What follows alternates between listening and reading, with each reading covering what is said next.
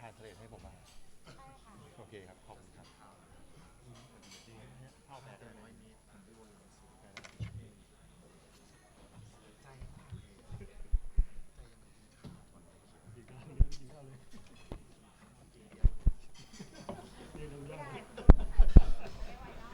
Okay, can people hear me? Hello.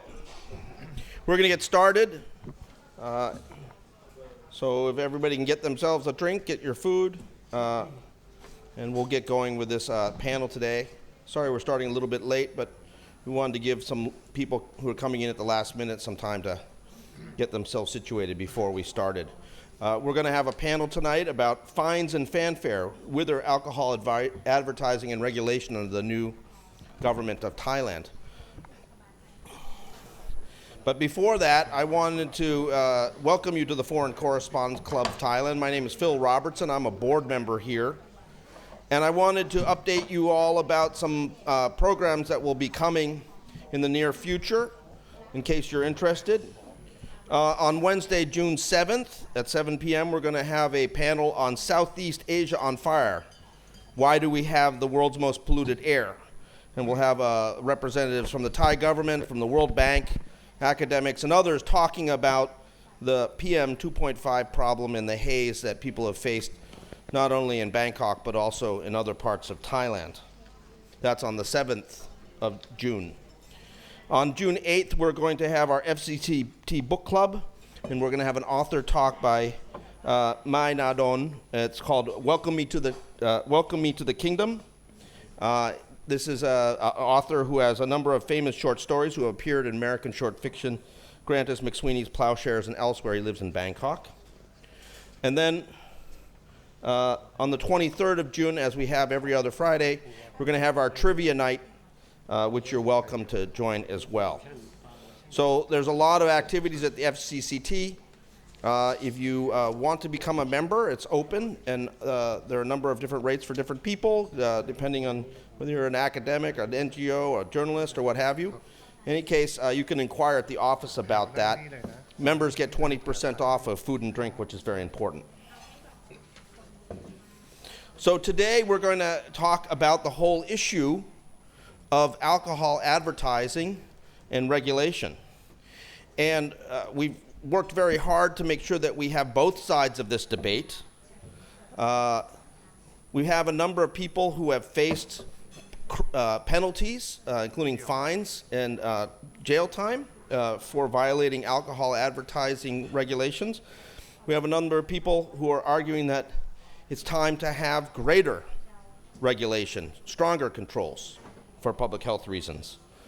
We also have people here who have businesses who have been affected by these advertising bans. And we have a member of parliament from the Move Forward Party, which of course won a majority of the, not a majority, but the most seats in the election, who has said very openly that they're going to try to change policy on regulation of alcohol. So we're going to hear from all sides tonight. And I'm going to start first with Kun Thanakorn, Tuamsangiam, Kun Benz, who is going to talk about, he's the founder of Prachachon beer, a beer people. And he's going to give a short presentation. The idea is that we're going to give each person going to have a presentation about 10 to 12 minutes or so. And then at the end, we'll have opportunities for questions from the audience. So I'm going to open up right now. Please go right ahead, Kun Benz.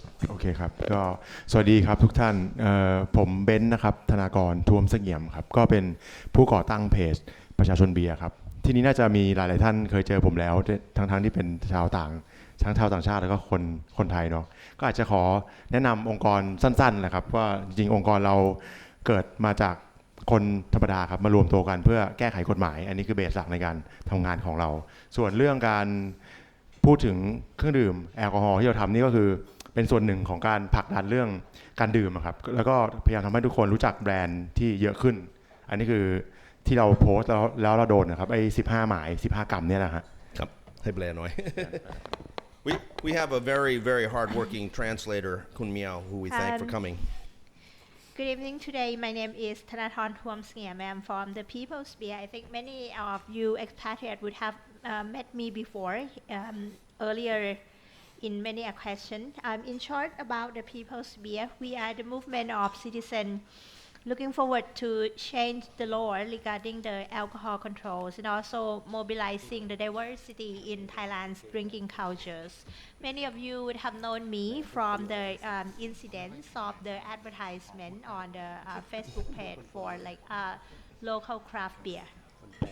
โอเคครับก็อยากจะบอกว่าจริงๆแล้วเราไม่ได้มีธุรกิจอะไรเกี่ยวกับการขายเครื่องดื่มแอลกอฮอล์เลยไม่ได้เปิดร้านไม่ได้ทำเบียร์ขายแล้วเราก็พยายามจะผลักดันทุกๆคนที่อยู่ในวงการเหล้าเบียร์ครับเราพูดถึงเหล้าพูดถึงเบียร์เยอะมากๆในแต่ละปีก็คือเดือนหนึ่งอย่างน้อยต้องจะมีประมาณสัก30โพสต์ขึ้นไปแต่รอบนี้ที่เราโดนเลยคือเราโดนทั้งหมด15กรัม15โพสต์ก็คือแต่ละโพสต์ที่เราโดนไปเนี่ยถ้านับเป็นกรัมหนึ่งก็คือโดนประมาณค่าปรับ 50,000 บาทนะครับ 50,000 บาทสำหรับบุคคลธรรมดานะครับถ้ารวมกันก็น่าจะประมาณหลายล้านอยู่อันนี้คือเคสที่เราตอนเนี้ยเคสผมอยู่ในชั้นตำรวจครับยังไม่ส่งไปถึงศาลตอนนี้ก็กำลังส่งคำให้การกับตำรวจให้อัยการดูต่อว่าจะเอายังไงดีกับเคสผมส่วนจริงๆแล้วตอนนี้มันก็มีคนที่โดนแล้วก็สู้อยู่ในศาลแล้วด้วยอย่างเพจแดกเบียร์ให้เพียร์แคมก็คือโดนแล้วสู้อยู่แค่1กรัมของเขามีค่าประกันตัว100,000กับ1กรัมของเขานะฮะตอนนี้เขากำลังสู้อยู่100,000เนาะ100,000ใช่ Our business has nothing to do with opening a bars or selling alcohol, but we are just like mainly trying to raise the awareness of the beer diversity. Each month we have about 30 posts about beer on our page, the People's Beer page.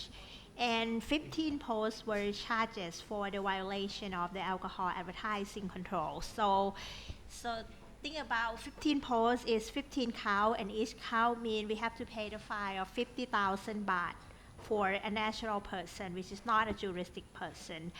Currently, my case is at the police level, at the inquiry official levels, and they have taken my statements, and then they will forward the case for the public prosecutor for indictment or non-indictment orders.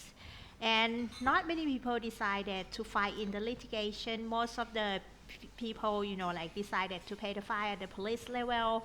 But there are also some people that decided to decide to defend themselves in the court. For example, that Beer Hai Pia Cam, which is another web page, have decided to fight the litigation in the court. And what is happening to this person is this person have to pay 100,000 baht for the bail for like one count. And imagine for me it's 15 counts. อยากให้ทุกคนทราบว่าจริงๆพอเราโดนเคสแบบเนี้ยเราเป็นหนึ่งในบุคคลธรรมดานะครับที่ไม่ได้ประกอบธุรกิจแล้วก็ไม่อยากให้ทุกๆคนไปต้องรู้สึกว่าการพูดถึงเครื่องดื่มแอลกอฮอล์เป็นเรื่องผิดการพูดวิพากษ์วิจารณ์และพูดว่ามันอร่อยมันไม่ควรเป็นเรื่องผิดอันนี้คือสิ่งที่เราต้องการให้กฎหมายแก้ก่อนในเบื้องต้นนะครับเบื้องต้นคือต้องให้กฎหมายเปิดโอกาสให้กับคนสามารถวิพากษ์วิจารณ์หรือให้ความรู้เกี่ยวกับเครื่องดื่มแอลกอฮอล์ได้อย่างเสรีครับ So after facing legal action, I want to campaign for the people to be able to talk freely about alcohol, talking about drinking alcohol or reviewing alcohol, or just like give free, genuine public comment about the alcohol. And talking, reviewing, or saying that this alcoholic beverage is tasty should not be a crime. Okay. And thank you very much. Thank you. Thank you ครับ Okay. Thank you very much for that. So quite a few cases against you. Yeah. Yeah. So now we're going to hear from Dr. Udomsak Saengow, who is the interim director for the Center for Innovation for Excellence of Walailak University, and he's representing the Thai Health Promotion Foundation. So he's got a PowerPoint presentation. I'm going to turn it over to him now. Please go ahead. Okay. So this Udomsak Saengow from Walailak University. I am a researcher working on alcohol control. For perspective of my presentation, it will be like, so I am not aim to adjust the business, but it's more like pro health. So like we are more focused on health, something like that. And most of this will based on some kind of research. So it's not just my opinion, but well, some part of it is my opinion. I have to like talk in general why we have to control alcohol. So actually alcohol is one type of drug. So by drug I mean it's a psychoactive substance. But why we view is different from other kind of illegal drug? Actually, I think the most important reason is that it's legal and it's legal for a long time. So this legal status of alcohol make our perspective of the society think of it differently from, for example, methamphetamine, something like that. So, but actually, this is what the research have shown. So this research come from Professor Nutt, collect data from the UK. They ask people to rate the consequence of the drug.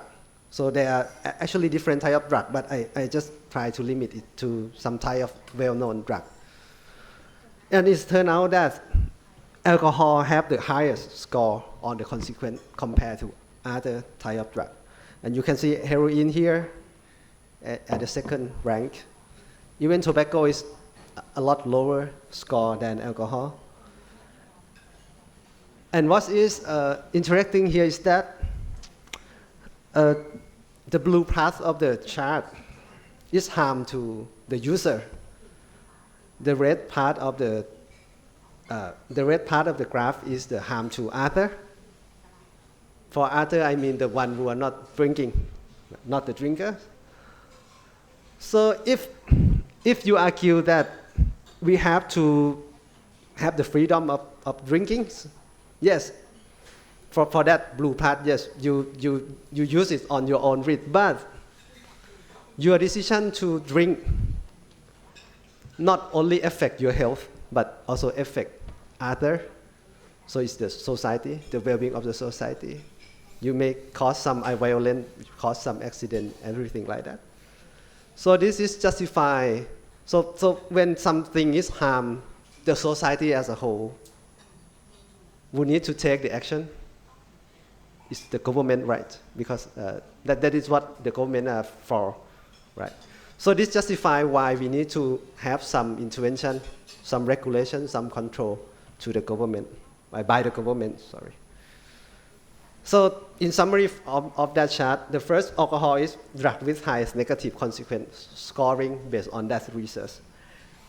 And the other conclusion is that is the only drug that their harm to society is more than the harm to the user themselves. And how should the government do? So this is the World Health Organization recommended policy. They call it safer. So safer is come from like, so the first one they try to restrict the availability of the alcohol on the public. The second one is enforce the drink driving countermeasures. The third one is screening who already have some kind of alcohol use problem. The next one is enforce ban comprehensive or restriction on advertising, sponsorship, and promotion. And the last one is raise prior tax on alcohol. And the one that I highlight is with the red, the red color is that these three policies they call it based by, it means it's cheap and effective. So like if you try to enforce the drink driving measure, you have to put a lot of government resource. Like you need to hire the police, like you need to buy them the breath testing, something like that. But if you raise the tax, you just sign the paper and then you got it's effective, something like that. So this three is actually the cheap and effective measure to counter alcohol. And this recommendation is based on research. This is just another example that in their report, this is what they're tracking. So this is I give the example from Singapore, right? They track this kind of policy regulation of alcohol. So sometimes I heard that this regulation is only for Thailand. It's like very specific from Thai government. No, it's actually international. They also do this kind of policy. And some statistics, like I heard a lot that our alcohol act is not effective. Everyone drinking and more. But what we have is the first one, we have the prevalence from National Statistics Office.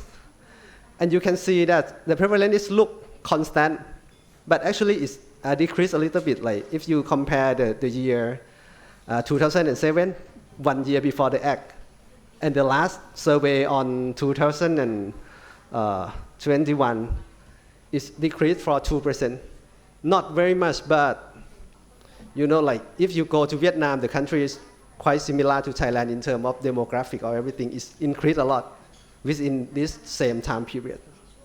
So we should attribute this constant prevalence to the effect of the Alcohol Act. Another one, we have the very good statistic on the accident on the 7 day of period during the long vacation, New Year, Songkran.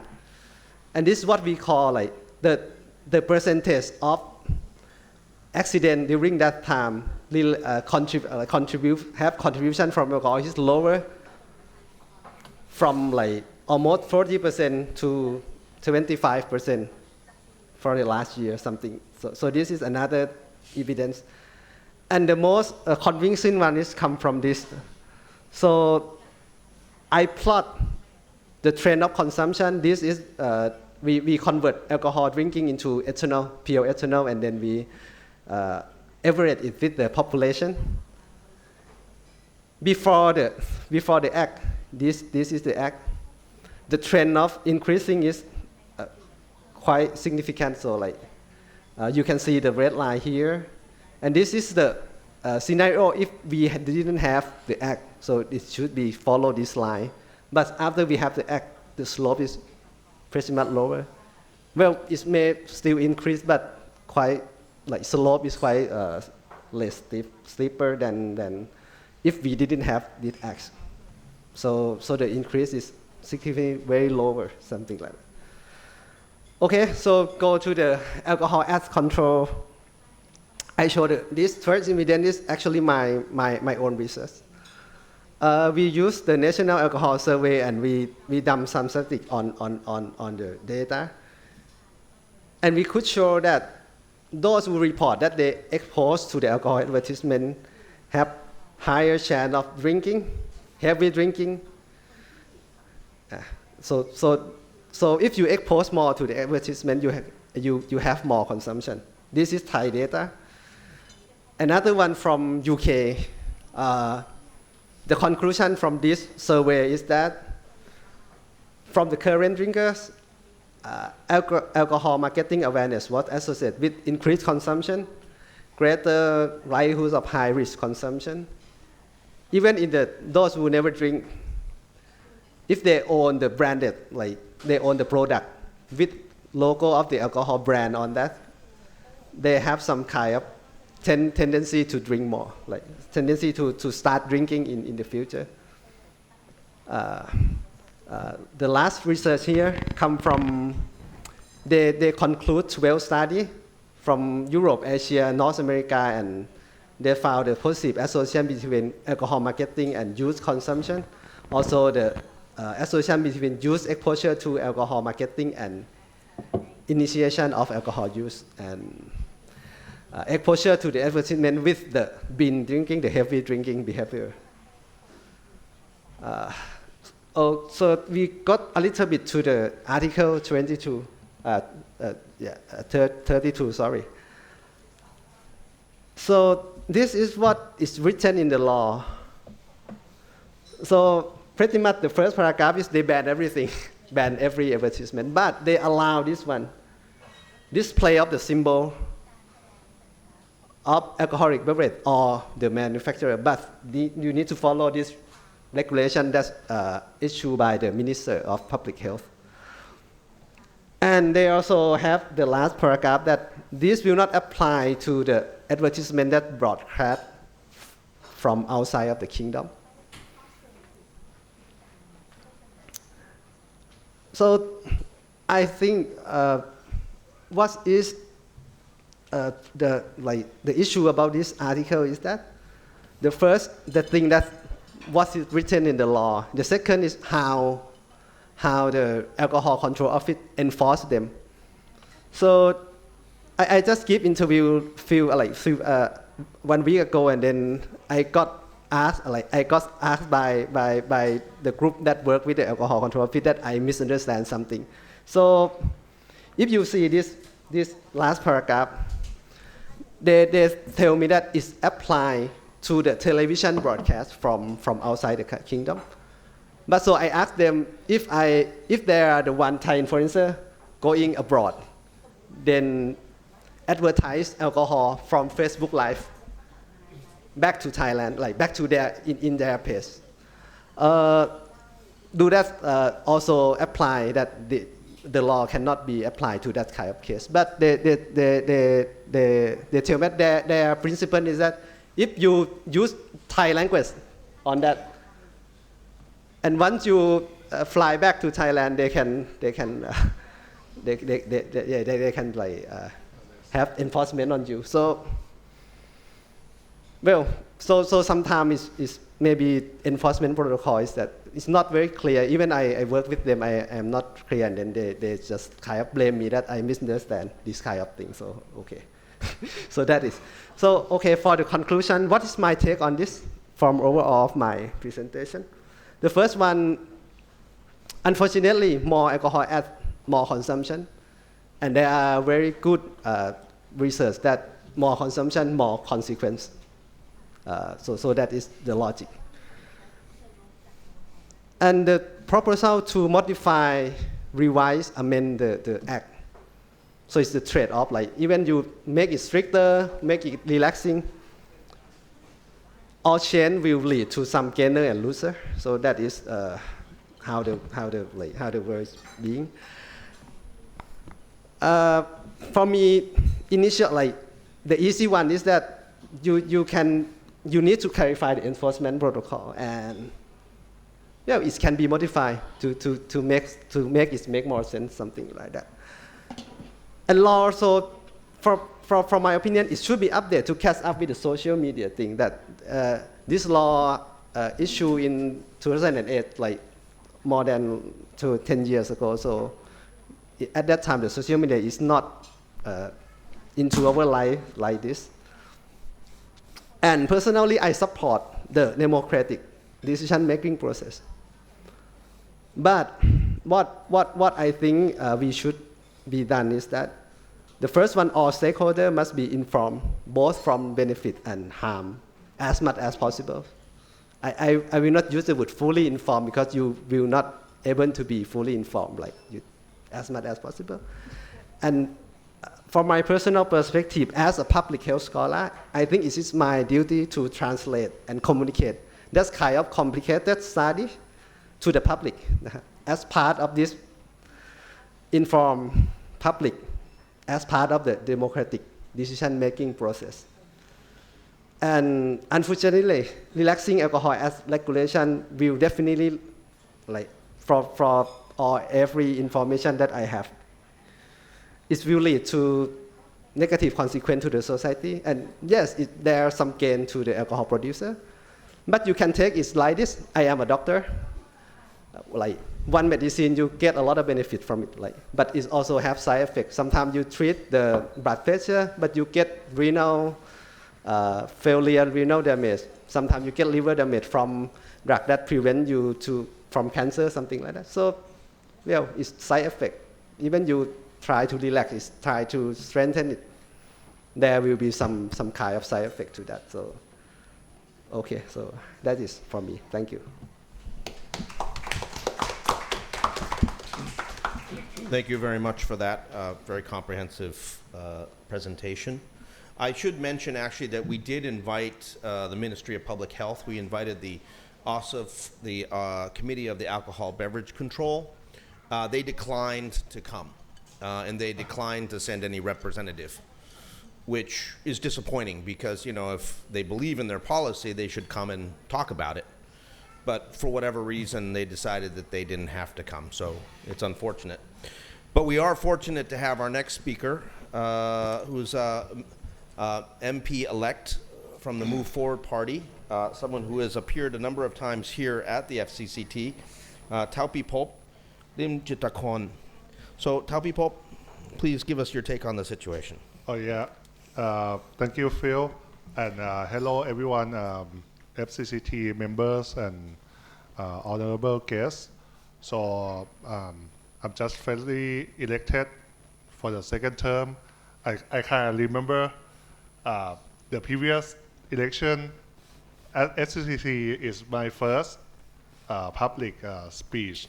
So I'm glad to be back here. And I mean, the previous time I talked about like the new politicians who do the new things, right? And this time, fortunately or unfortunately, I don't know, that we become the governing party. So I kind of make it happen, you know, because you never have any excuse about not succeed in anything anymore. So my take on this issue about alcohol advertising. So our party before election we proposed the policy of the reform of the Alcohol Control Act as well. You know, advertising is one of them, and another thing is the selling permission, selling time permission as well. But I can guarantee you that, you know, like I'm talking to all the stakeholders for many times, right? Like Benz is my brother, my friend, and everything, right? But yeah, I also listen to many people from the anti-alcohol activists as well. So yeah, I can understand all the stat and scientific thing about that, and yeah, it's about balancing as a politician that what good for society or what good for economies. So in my on my take, I agree with the WHO, you know, the safer alcohol beverage. But I think the point that we having the law or the act now is like we have too many control, you know, too many measures of control. You control about the age to buy, and even though in another act you have like a prohibit juvenile below 18 to drink as well. So there are many acts that control about this issue already, in my opinion. And you have the time, and you have the the advertising, you know, the sizing, the permission. So I guess and you know why it's not really success. You still see people in Thailand that, you know, drink and drive. In my opinion, and obviously for Thai people, it's about enforcing the law.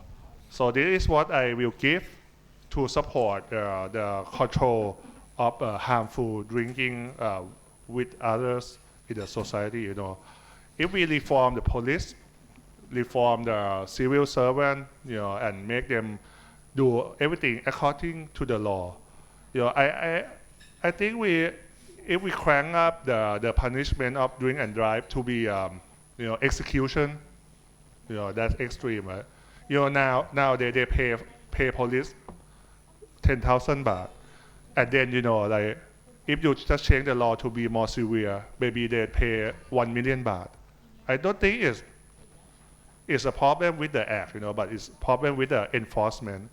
And I understand the anti-alcohol movement that they want to crank up the laws so make people afraid of that, or or to get more control about the situation. But at the end of the day, it's about enforcing the law. That's the problem, that we not really have a fair society for everyone, and that they're not really doing to harm others. Right? And another thing that I need to stand for is the right of the people to speak, of free speech. So I think in case of Ben and many other people like Mr. Artie over there who get the how to say, like the Article 32 too. So if you cannot say, oh, this beer, I like this beer, or even the people, the lay people who cannot post Facebook photo of their drinking and celebrating with their friend, I think this country is wrong. So I think to show people that what you do is like the basic right of our constitution, that should be guaranteed by this democratic government again. I'm really agree with the anti-alcohol movement that we should control some advertising for sure. But let's say the protocol is a problem for sure now, and I think the way out of this is like maybe you control the kind of advertisement. Okay, let's say example, you cannot advertise on the billboard because the kid will see it, right? But if you advertise online on your website, that in our party policy, one of the policies is we have a national ID, digital ID, that will enforce online as well. So you need to show your ID that if you're 20 years old, you can see the picture or even buy alcohol online, which is I think is the proper way to control alcohol selling, because if you buy online, you show your digital ID, and then when you get the delivery, you will get they need to verify verify the person who received it, with the ID as well. So I think that would be more control, because nowadays the kid would buy from the grandma and grandpa shop, right, at their neighborhood, which is like no control at all. And my take on more controlling about the alcohol is the seller of the alcohol, bartender, and everyone should have their permit. They should have like maybe 1 day, full day of the exam, like a driving license exam. That we ensure that they know the law, and they know that they shouldn't serve alcohol to people who are intoxicated anymore. Yeah, so that's what my take, but I can guarantee that our party have to fulfill our the mandate of the people that elected us to loosen the control of alcohol in some part, but strengthening in enforcement of the act. And I guarantee that during that process, everyone will have a fair say in the chain of this. So that's my takeaway. So don't worry, we will talk in the parliament, in the committee when we amend the law. Thank you, Phil. Thank you very much for that. So, I mean, my understanding is that this is going to be an important part of the Move Forward Party platform. So, obviously, we're, I think, going to see some changes coming from that. Next, we're going to hear from the other side, and we have Kun Tira Wachara Prani, who's the manager from the Stop Drink Network, who's going to talk to us about his perspectives on the issue of alcohol regulation in Thailand. Okay. Thank you, Phil, and good morning, good evening, everybody. I'm very happy to be sit between with the MP elected and the owner of the beer. My organization is Stop Drink. I'm so sorry for my organization about that, but no worry about it, you can drink. So I would like to be introduce some organization. We are the NGO. We are the member of the Move Windy International. Move Windy is an NGO to talking about alcohol control, the policy alcohol control in the international level. So in Thailand, we have the member of that. I'm really glad to be sit here to talking about the really big issue. It's not only in Thailand, but across the world. And another one is we talking about the big alcohol together. You can say that we have in Thailand, we have the big alcohol move forward parties talking about only seven orders of big alcohol. So, but we have the new challenge. We have the small owner sit here, and we have the people to would like to be change some culture, Thailand culture. Look at for our alcohol control law that Dr. Udomsak said. This year is 15. We have the enact this law is 15 years. It's time to be changed. I agree with him. But how to be changed, and what is the concept? What is the fundamental should be changed? I think the Taophipob said about especially for the advertisement, alcohol advertisement. That is a very big problem, and that is very big important to be controlled to reduce the impact. Before I go into about the alcohol advertisement on the alcohol control law, I would like to be talking a little bit about the policy of moving forward party. How can I say in English? Alcohol move forward. Alcohol liberalization. Yeah. Okay, alcohol legalize, something like that. Yes. Liberalize. I think liberal is quite meanings so far. I think I heard Kun Pitha, the head of the Move Party, said that this policy is not need to increase the new drinker. That I heard about that. That is very important. Very, very important about that. When we increase supply in economics 101, right? Increase supplies induce demand. That is like the nature of the economics. How to be protect, how to be reduce the harm. Because alcohol, that Dr. Udomsak said, this is how can I say, the drugs, right? It's drugs. It's kind of drugs. If you take more and more and more, it's addict. Not only addict, but accident harm is also. So that is very important that we would be concerned about it. And I have many doubt. I have many question about this policy. The next one is about the term of very big term of this policy. Is this like to be the destroy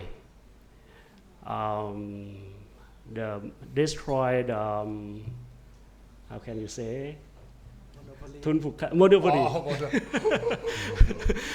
Destroy the monopoly.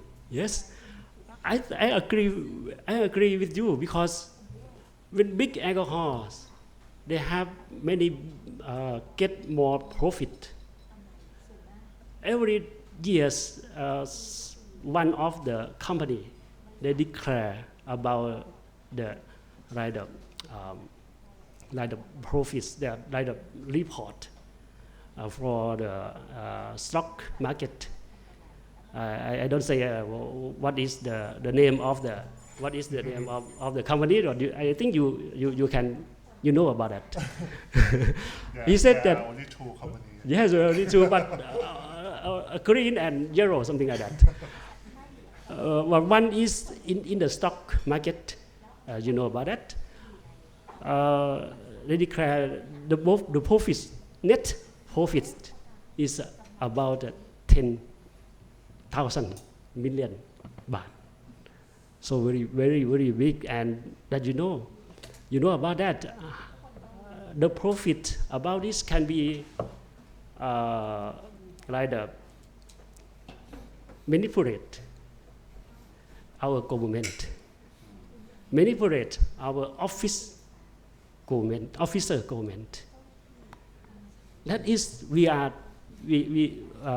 about, we concerned about that, but how to be legalized, and it can be like the advantage, the big alcohol. When the owner, I don't mention you, if some owner make the new beer, that is very popular, and is kind of make the profit. Is it possible if the big alcohol to be take over that small company? Yes. So that is very big concern about that. If we have the policy, that is a good policy to be that, but we should not make the new problem, the new big problem after that. So that is the second one that I would like be concerned. We would like to be moved to about the Article 32. I think Kun Taophipob said to be announced about this policy, how to be amendment the alcohol policy, the alcohol control law. I read that, and I concerned about that. And we are we have to be more time to be sit and talk, and to be consider about how to be amendment the alcohol law.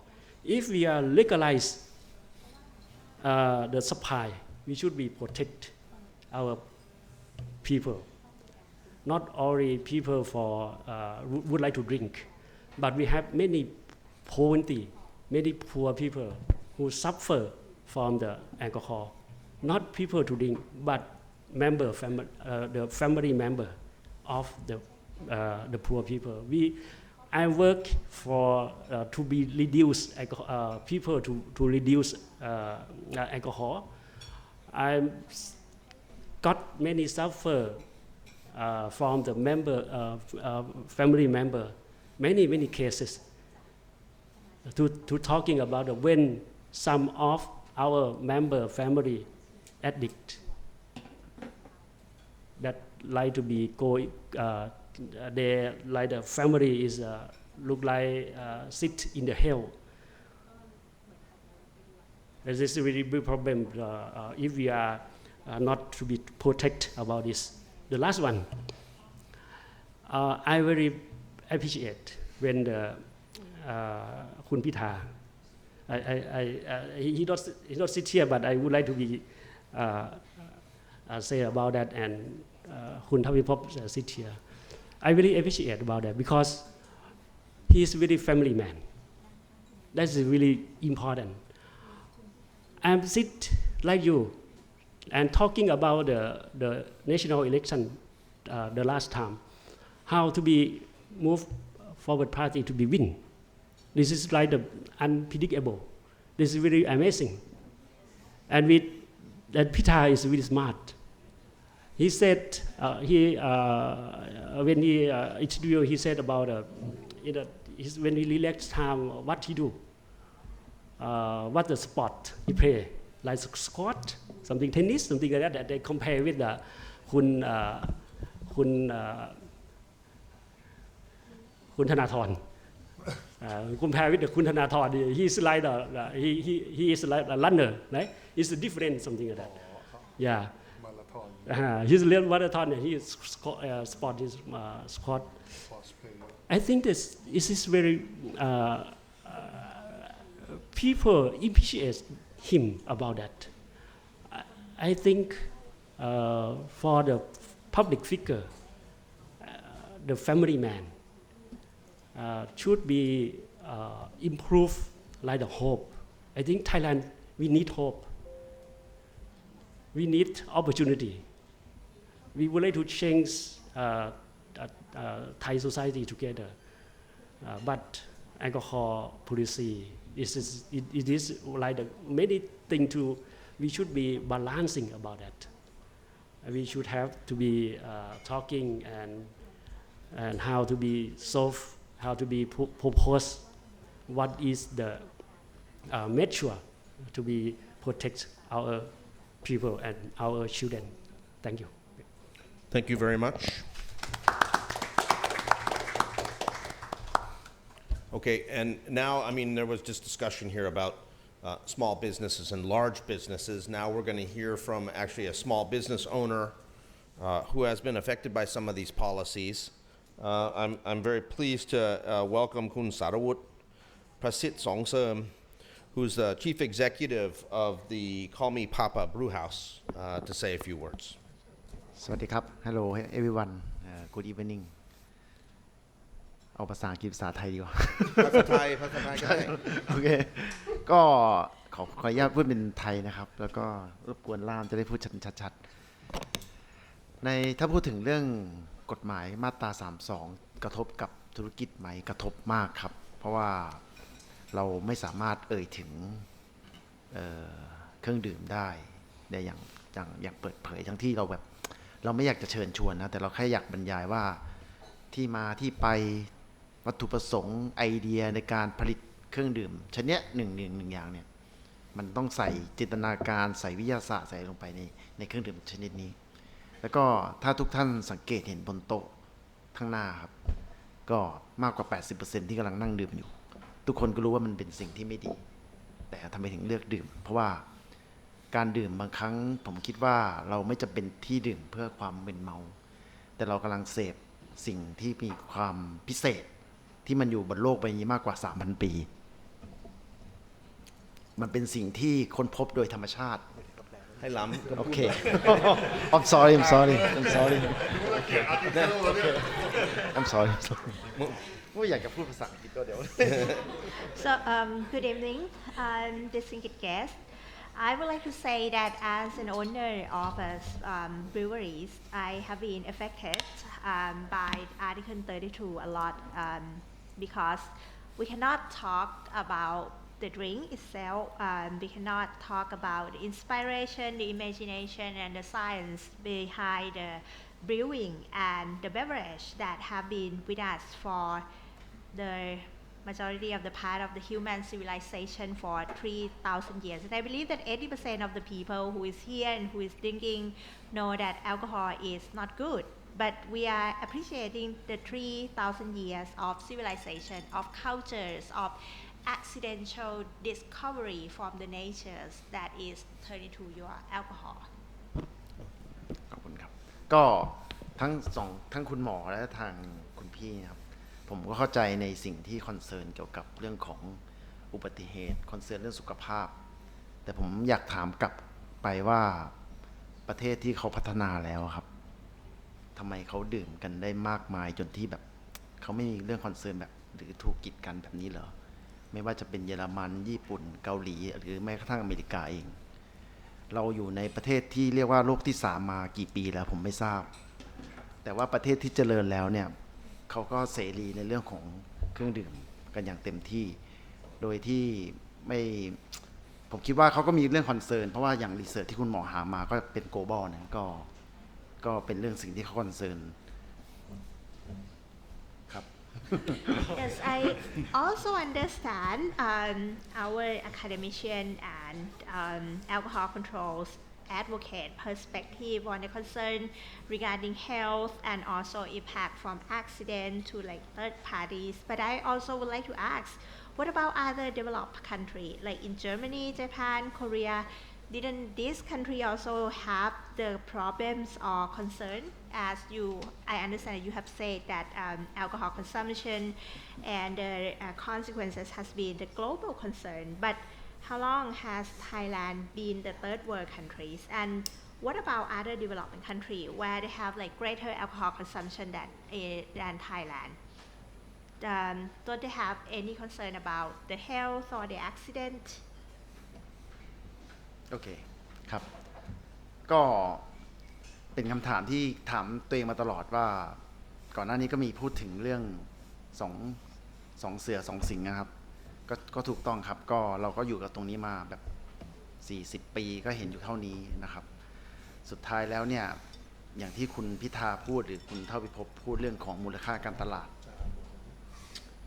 นะครับมูลค่าของตลาดไอ้เครื่องดื่มแอลกอฮอล์เนี่ยถ้าเราแบบเทคมาให้กับผู้ประกอบการรายย่อยให้สร้างอาชีพสร้างมูลค่ากระจายรายได้ไม่ใช่รวยกระจุกจนกระจายแบบนี้ครับก็ผมคิดว่านั่นคือเหตุผลที่หนึ่งในเหตุผลครับที่ผมก้าวลงมาเล่นมาอยู่ในธุรกิจนี้ก็คืออยากสร้างความเปลี่ยนแปลงอันที่สองคือก็อยากรวยครับ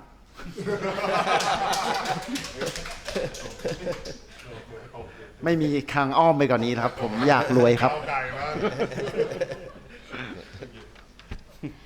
And I have been asking myself what is the position of the small brewers like me.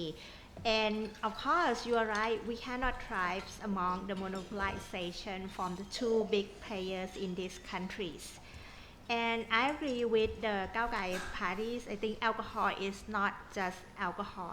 Alcohol can create opportunities for people in terms of income generation and income distribution to small brewers.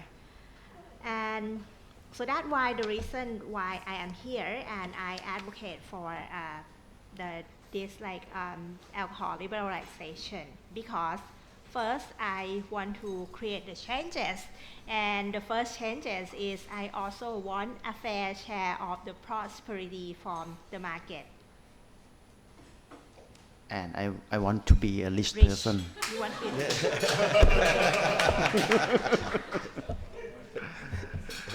ก็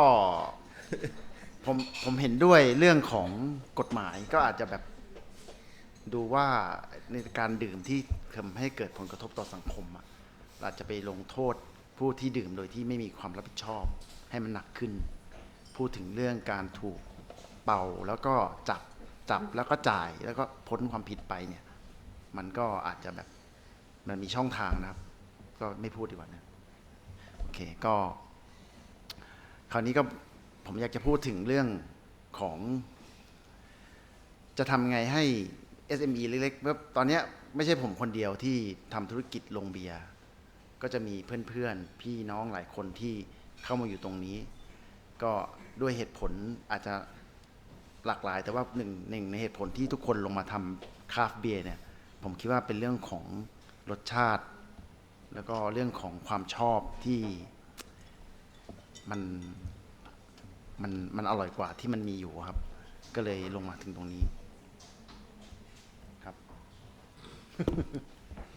And I agree that we should minimize the negative impact from irresponsible drinking behaviors and we also should fight the impunity for the people who still drive or do anything bad when they are intoxicated. But there are many brewers like me. We are here because of various reasons, because of the taste, because of the preference, and because we want to show diversity. We want people to taste the diversity more than the regular brands that you see in the market. ก็สุดท้ายนะครับก็ผมอยากให้โอกาสผู้ประกอบการตัวเล็กนะครับให้แสดงความสามารถพูดถึงในสิ่งที่พวกเราตั้งใจจะทำแล้วก็พูดถึงเรื่องของ ความพิเศษที่เราผลิตออกมาเนี่ยมันแตกต่างจากที่ดื่มกันยังไงโดยที่แบบเป็นเสรีในการพูดครับขอให้มีเสรีในการพูดถึงมันแล้วก็สุดท้ายก็ให้คนที่ดื่มครับตัดสินว่าสิ่งที่ดื่มมันดีไม่ดียังไงให้ทางคนที่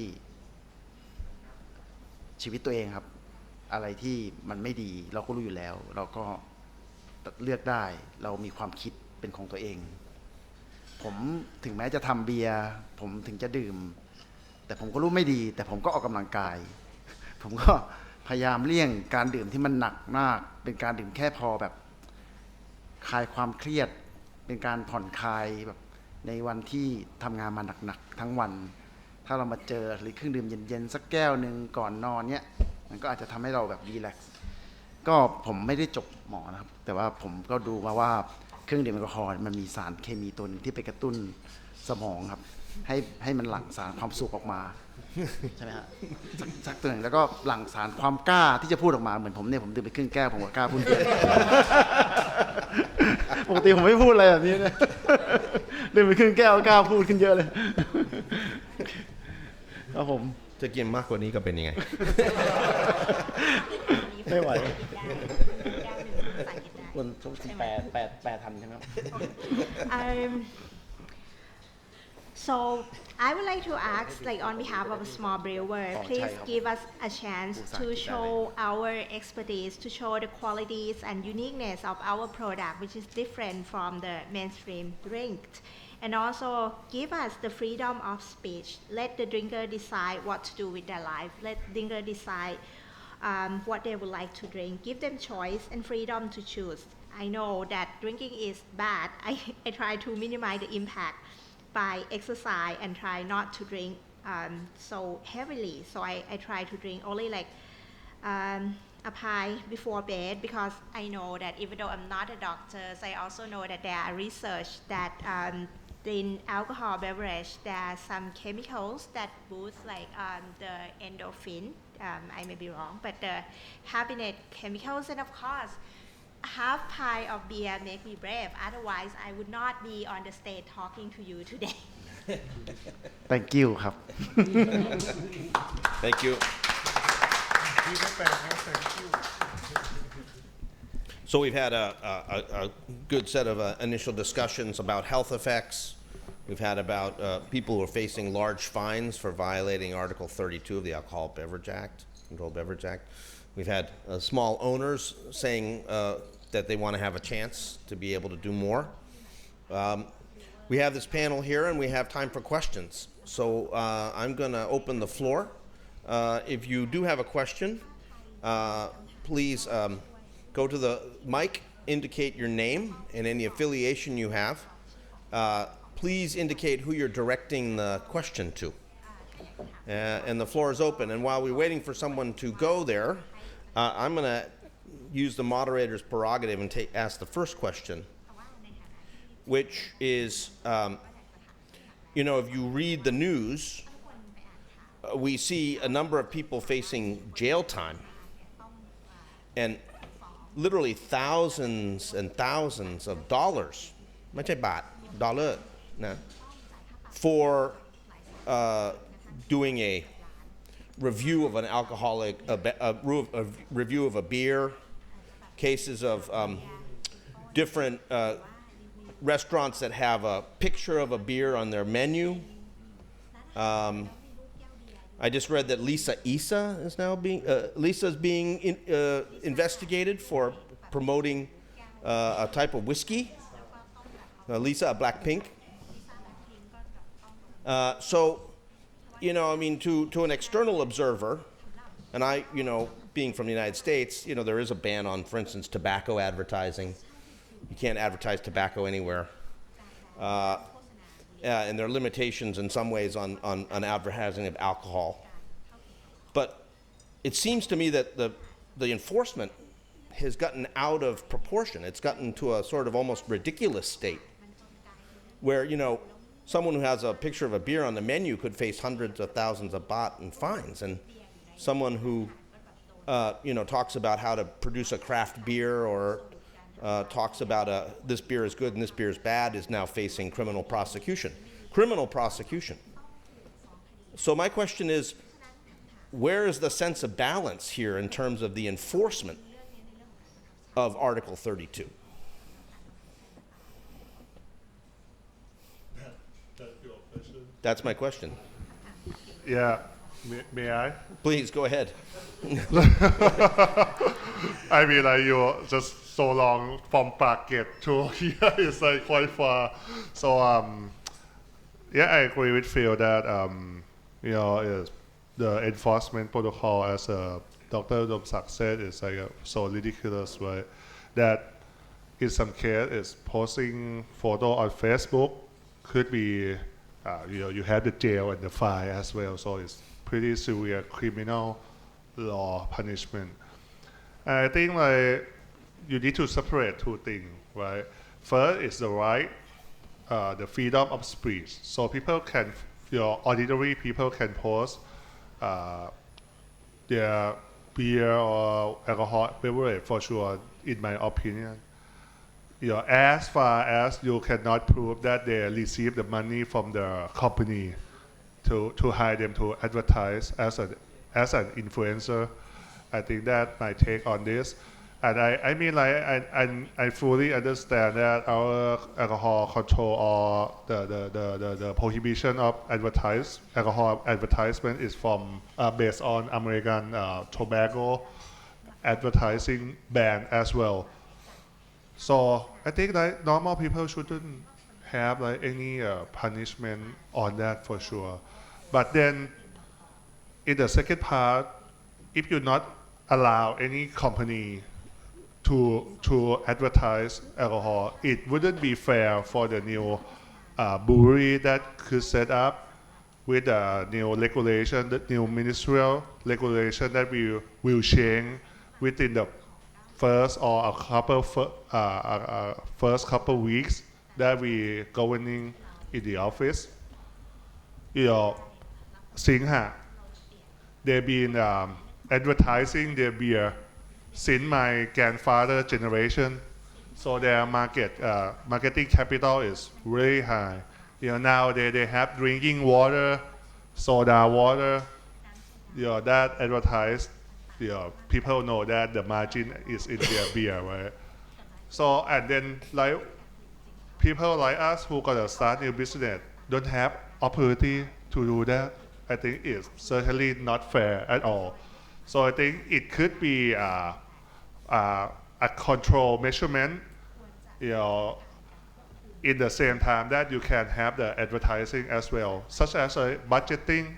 You can have like the maximum budgeting for advertisement, and cover with that. You cannot advertise the how to say like in English like over advertisement. โฆษณาเขาเรียกว่าอะไรแบบเกินจริงอะเนาะ เกินเหตุ how to say that I don't know. Over advertising. Yeah, over advertising. It would be saturation advertising. Yes, like that, and the promotion or lottering about the alcohol shouldn't be permitted as well. So I think like there should be some room for small brewery or distillery to be able to market their products. This is for sure that what we gonna do, Yeah. I hope that answer. Okay. your คนอื่นไหม question. I mean, the floor is obviously the question's to everyone. So, I mean, is the enforcement going beyond what is necessary to the realm of to the ridiculous? I mean, to be blunt, I mean, because when people look at it and they read an article that someone has been fined $4,600 for making a review about a beer on their Facebook page, it's people are kind of shocked about that. May I? Please. First, I think I don't have the budget to pay, make the advertisement like the biggest company. So the channel that I can do, like social network, is I spend very small money. to present the brand of the beer. I cannot present my beer on the television, or even I cannot make mineral water, cannot make the soda water, the same icon but different name. I cannot make it. I only make the beer, call me Papa. So, yes, only thing I can do. Yes, it's not a fair market, and even the talking about the budget, I don't have budget. Yeah. Okay. Question in the back? Robin Shell, retired from Habitat for Humanity. Would you agree with my statement that a total ban, which I don't think any of you would recommend, that a total ban would not work, that it often makes things worse if you totally ban something, like you ban tobacco, like you ban abortion? These sorts of things don't work. And would you agree with that? And secondly, would you agree, and I think we've already said it, and I don't hear always very well, that what's needed is very strict controls on people driving after drinking, etc. And thirdly, would you agree that, with my doctor, that a little bit of alcohol is often good for your health? It relaxes you, and especially red wine is said to be good for the heart.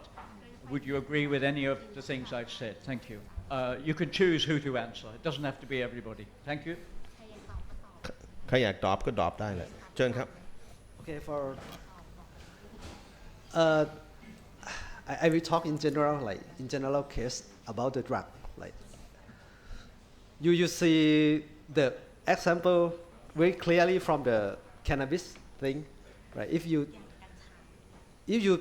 totally allow it, legalize, you got one problem, right? At first, everyone support to legalize alcohol. Sorry, the cannabis, marijuana. But when you see the consequence, I think the society actually make a U-turn. They ask for the control. So for every kind of drug, there should be somewhere in between very like totally bad. Because if you make it illegal, you got the black market. If you allow it freedom, you got the consequence that you can see from the cannabis very clearly. So what should be the middle way? Like I think is, from my opinion, it's based on how much harm that is specific kind of drug make to the society, and more harm, more regulation. But totally do something very extreme is not like. So you create another problem which you make to the one extreme or another extreme. For another point about the benefit of drinking alcohol, you go to New York Times, Washington Post. Yeah. They are the recent study. Like they are accumulatively, there are more and more study. Recently, there's maybe that benefit are not really clearly, because when in research, when we define current drinkers, we define those who consume alcohol within the past 12 months only. So that is we call drinkers. But when you see some benefit of the drinkers compared to those who did not drink at all, those who not drink at all is actually those who not drink in the past 12 months. And they have the research that show that this group of not drinkers, some of them are actually those who drink a lot until they're sick. So you combine those who did not drink at all with those who drink until they're sick, and then you combine these two groups, their health is worse than those who drink a little bit because they're healthy enough to drink. Yeah, but what the research says that the risk is not, the risk for your health is not like, you did not get the benefit, but maybe a little bit of drinking did not harm you that much, something like that. But this kind of academic research changing. You can go there. The article in New York Times, Washington Post, maybe last month, also about this research that I mentioned about. Thank you. Others have an opinion on that? เชิญครับเชิญ I think the first question that you are asking about, we are agree or not agree about the total ban, the total alcohol advertising ban, right? So, in the 15 years ago, when we are like the lorry to be proposed alcohol control law, or 15 years ago, we proposed the total advertised ban. We proposed about that. But in the negotiation in the parliament with the big alcohol that I said, we are now going to the partial ban. Now at that time, about the penalty, so really high, because it's not only it's not have like you, like the small owner now, because at that time we fighting with the big alcohol only that. Yes, but now it's changed that I said. The second one is about I forgot it. Sorry. Well, agreeing really with your comment that strict controls and penalties for, especially for driving. I mean, in some countries it's very strict. Yeah. And you have police that will really stop and focus on stopping drivers and breathalyzing them. Yes. Even sitting outside a drinking establishment, catching people as they come out to their car. That's the sort of enforcement that I would think would be a good thing, but not to try to stop people drinking. Yeah. Yeah. But moderation. Yes. Yes. That is try to be like a reduce harm, right? Something like that, no? Harm reduction. Yes, there's a concept of harm reduction. I think we should do the same, the both, harm reduction and to try to be convince people to stop drinking. That is very sad story in Thailand. But we have very strong law, but the law enforcement is very bad. I think the very appreciate about the member of parliament elected from moving party to be resigned when he like that when he enforce the law from the drink driving. That is very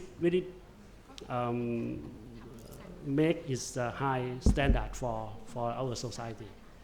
We call for the enforcement that is very important for our society. เชิญครับ Yes.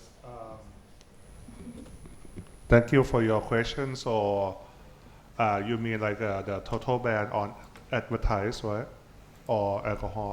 So I think like all total ban is not really good because like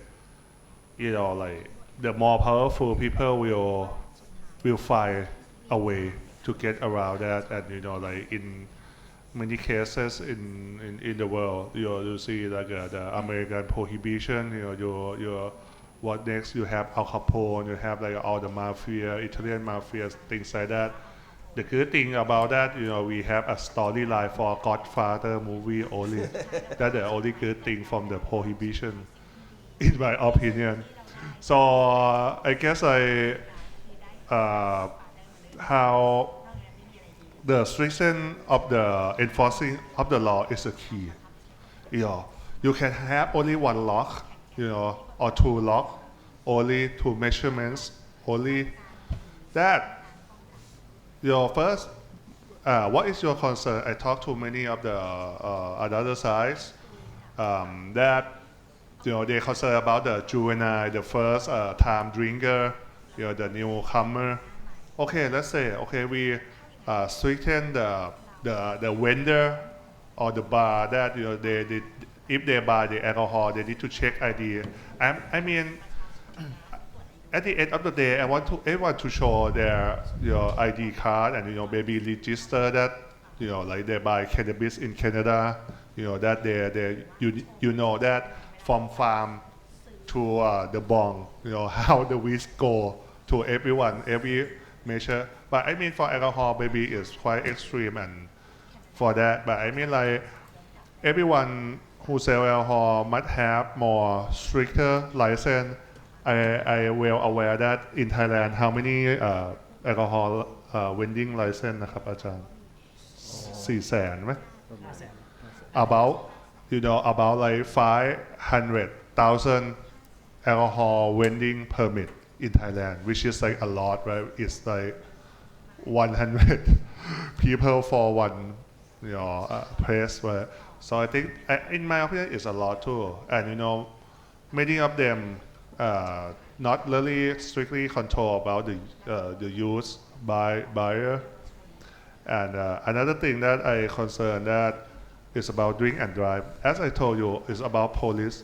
If police have to collect the money, collect the bribe in order to buying their progress in their career, this never ending. You see the news, the sticker, the easy pass sticker that you can pass, you can the teamster can carry overweight load and pass every checkpoint. So that's the same thing. This is the whole problem of Thailand. This is not about the alcohol control or advertising or consuming. It's about the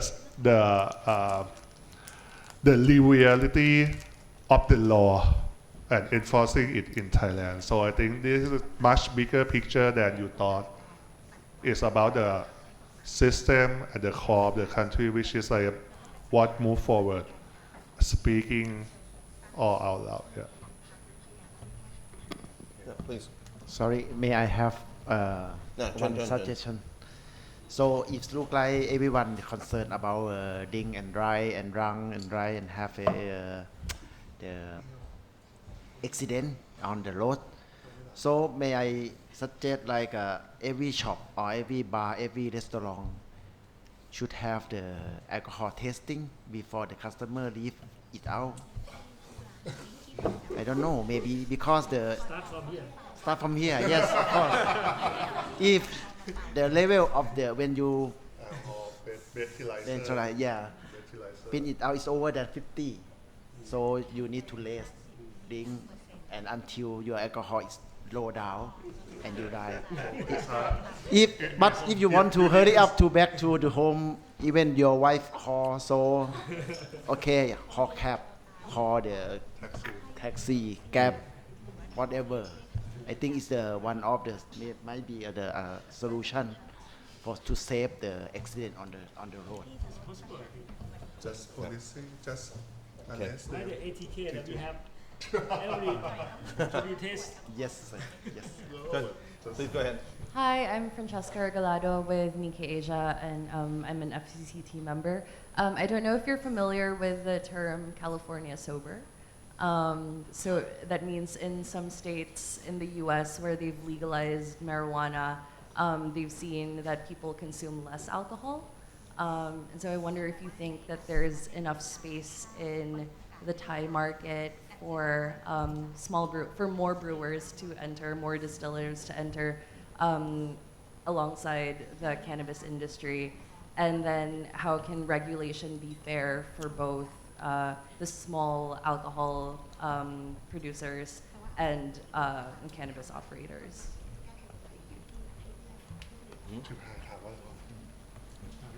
แปลสรุปว่าไงครับ สรุปคำถาม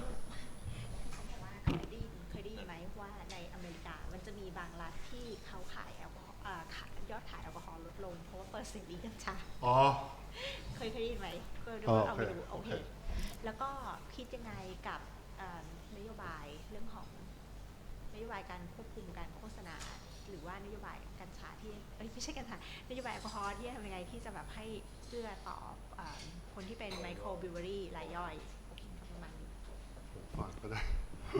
Okay, weed and alcohol. I mean, like I heard of that some of the states in America that their reduce the consumption of alcohol because they legalize marijuana.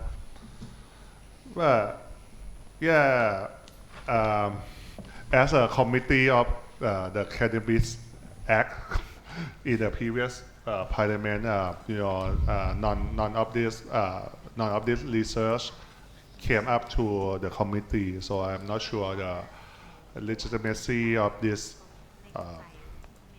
clarification. And yeah, but I can answer fully on your second question about like how to help the small producer. It's about like taxation that I think is a key to help. Because nowadays in Thailand we have the problem of taxation of in the distilling and brewing industry in Thailand for the small producer. Because nowadays, even you are, Uncle Bunmi from the Leh province of Thailand who have like a 5 horsepower distillery, which is very small and primitive. But you need to pay the same tax rate as a Thai bev. So it's totally unfair because the economy of the scale, you cannot compete with them for sure, right? But I mean, like, I talked to the government and soon to be, hopefully, the Minister of Treasury, which is like will control the excise department who collect the alcohol tax. That our party said that we would not increase or lower the alcohol tax revenue. But I think in my opinion, if we lower the tax for the small producer, it wouldn't affect the revenue of the government for sure. Because why? First, now there are many of the underground distillery that they partially pay the tax, maybe 50% of it, and then maybe they pay less, half of that to the officer, to the government, to the excise officer, as a bribe, monthly. So I think by lower the tax for them, there would be more incentive for them to put it on over the ground and pay the tax, and those revenue, instead of going to those official pocket, will come to our national treasury. That's the first thing. And the second thing that the revenue wouldn't reduce because the percentage of the taxpayer or the tax revenue is not that high for the small producer. Maybe we pay only 1% of that, so it wouldn't affect in the general. And the third thing, instead of the reduce of the tax revenue, it would be increased, in my opinion, because when we simplify the permit, we will have more new producer that will open their businesses, and then they will pay more tax. So I think it's more and more gaining of the tax, and this would enough help the small brewery to gain the advantage. But the taxation is one thing. So as we talk today, the advertising, as I insist that we should find a way for them to have some advertisement. Okay, let's say we need to talk like this more. And I mean, I really thankful for FCCT that we have a panel like this, when we can have a talk. And I mean, like, Move Forward Party will talk to the pro-alcohol movement and anti-alcohol movement, and one day we will have them sit together and talk, and I hopefully, and I pretty confident that we will find middle ground on all of the issue. Thank you.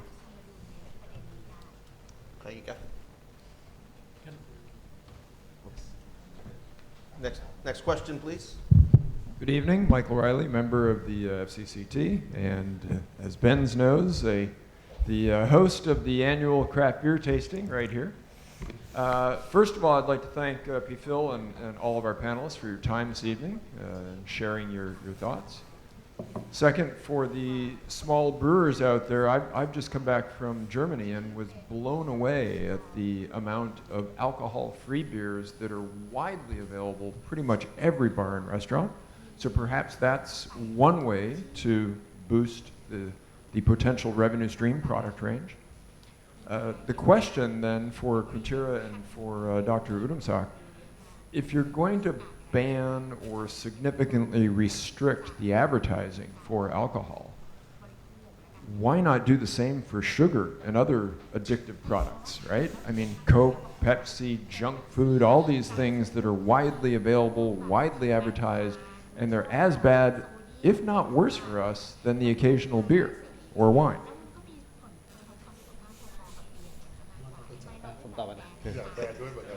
Okay, so actually, the public health people, they try to do all that you talk about, like they try to ban all that kind of thing.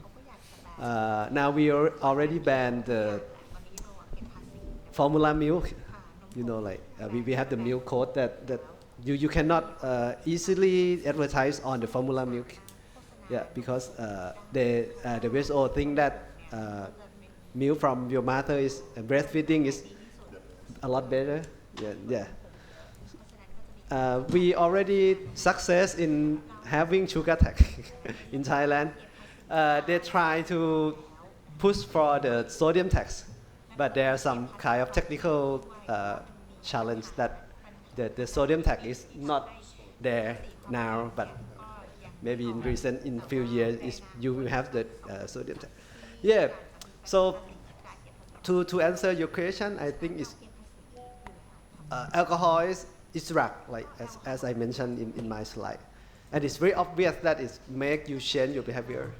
So it's more clear to the public that alcohol have do something with your brain.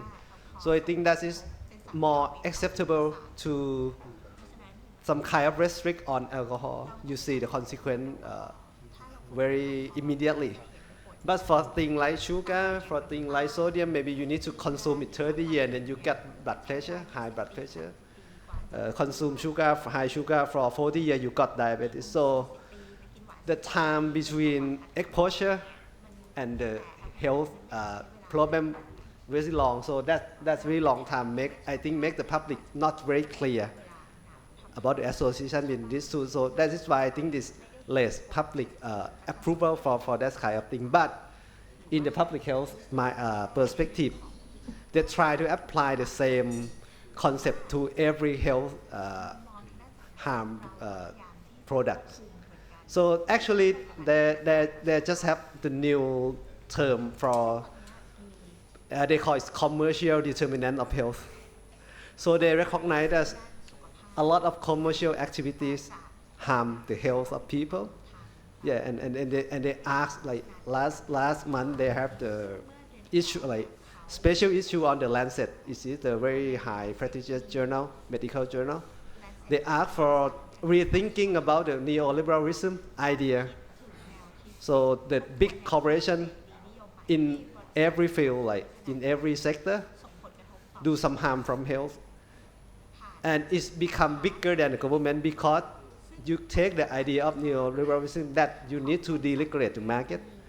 They use that to sue the government, and after government lose the trial, like the kind of legal fight, it's become that some big corporation now is bigger than the government because they use this kind of idea to run the world.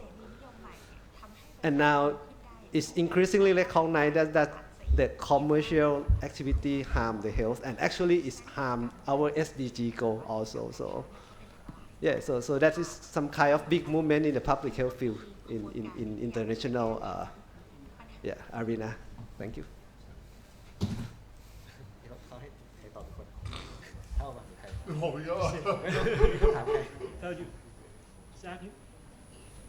You want who to answer more? Me?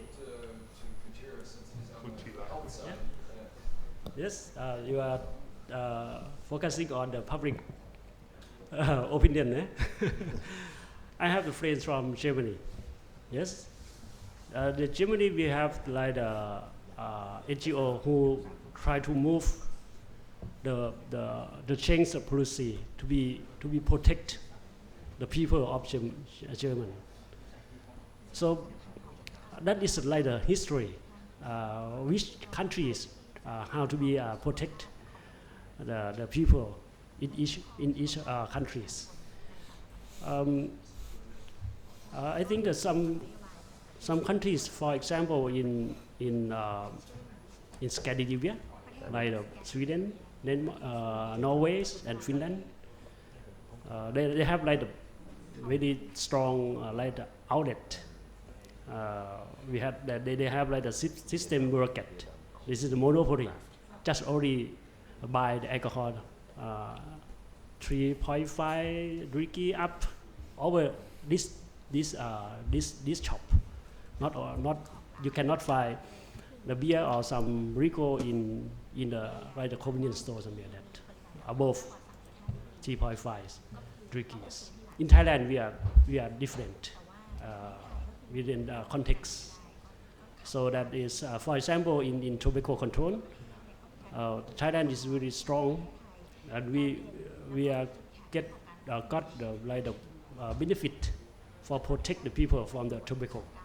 For example, I think the tobacco and alcohol, when we compare the harm, is a very as I say, it's a big problem. The same problem.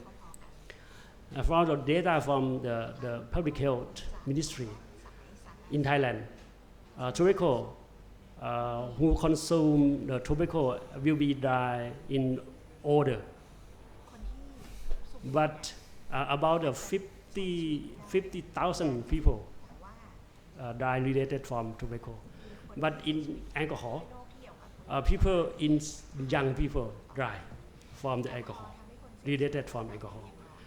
When we calculate the expenditure, includes like the social cost, that's quite same. It's very high. So then in Thailand we had this context of Thailand, and this is like the opinion from the public opinion. Thank you.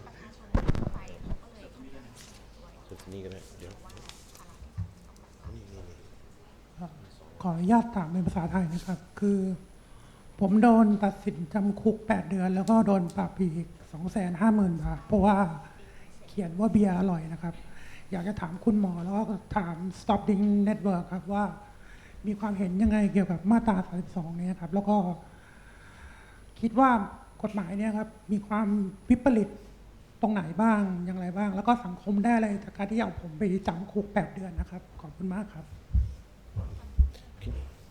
Okay, so you need to translate the question. So I would like to ask the doctors from the health professionals and the Stop Drink Network. I would like to know what do the society get from Article 32 that the law have me sentences for like 8 months imprisonment and a big fine. What do the society get from this like perversion? Yeah. Just to clarify, he's been hit with an 8-month prison sentence and a fine of 150,000 ใช่ไหมเท่าไหร่นะ 8,000 เหรียญสหรัฐ $8,000 total fine. โอเคฟิลตอบเป็นภาษาไทยก่อนแล้วกันนะครับจะได้เข้าใจกันง่ายสื่อสารกันได้ครับคืออันที่หนึ่งก่อนผมไม่ได้ represent สคอได้เนาะเพราะว่าอย่างที่ represent ผมก็เข้าใจบางเรื่องผิดเหมือนกันคืออย่างที่บอกผมคิดว่าการบังคับใช้กฎหมายแนวปฏิบัตินะครับ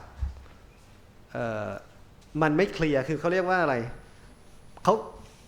ผมคิดว่า to be fair เขาสามารถที่จะทำให้มันเคลียร์ได้ว่าแนวทางเป็นแบบไหนเพื่อที่จะให้เขาเรียกอะไรมันมีความอยู่กับร่องกับรอยในฝั่งทั้งผู้ปฏิบัติและผู้บังคับใช้ว่าสิ่งนี้มันผิดทุกคนเห็นตรงกันว่าผิดอะไรหรือแนวปฏิบัติเป็นแบบนี้แม้จะไม่ make sense แต่มันเป็นแบบนี้อะไรเงี้ย เรารู้ด้วยกันเราก็จะได้ไม่ไปข้ามเส้นตรงนั้นแต่ว่าผมคิดว่าตรงเนี้ยมันไม่เคยถูกทำให้เคลียร์เท่าไหร่นะครับก็คือเขียนกฎหมายไว้แบบนี้แต่ว่าวิธีตีความและบังคับใช้ก็อาจจะมีอะไรที่เราก็เข้าใจไม่เหมือนกันได้นะครับ so I cannot represent the alcohol control office but for my opinion I think that protocol to enforcement can be make more clarified like can be made public so everyone understand the same thing that this if you're doing this is wrong thing if you're doing this is the right thing like it's not violate the law even is that protocol is not making sense but you need to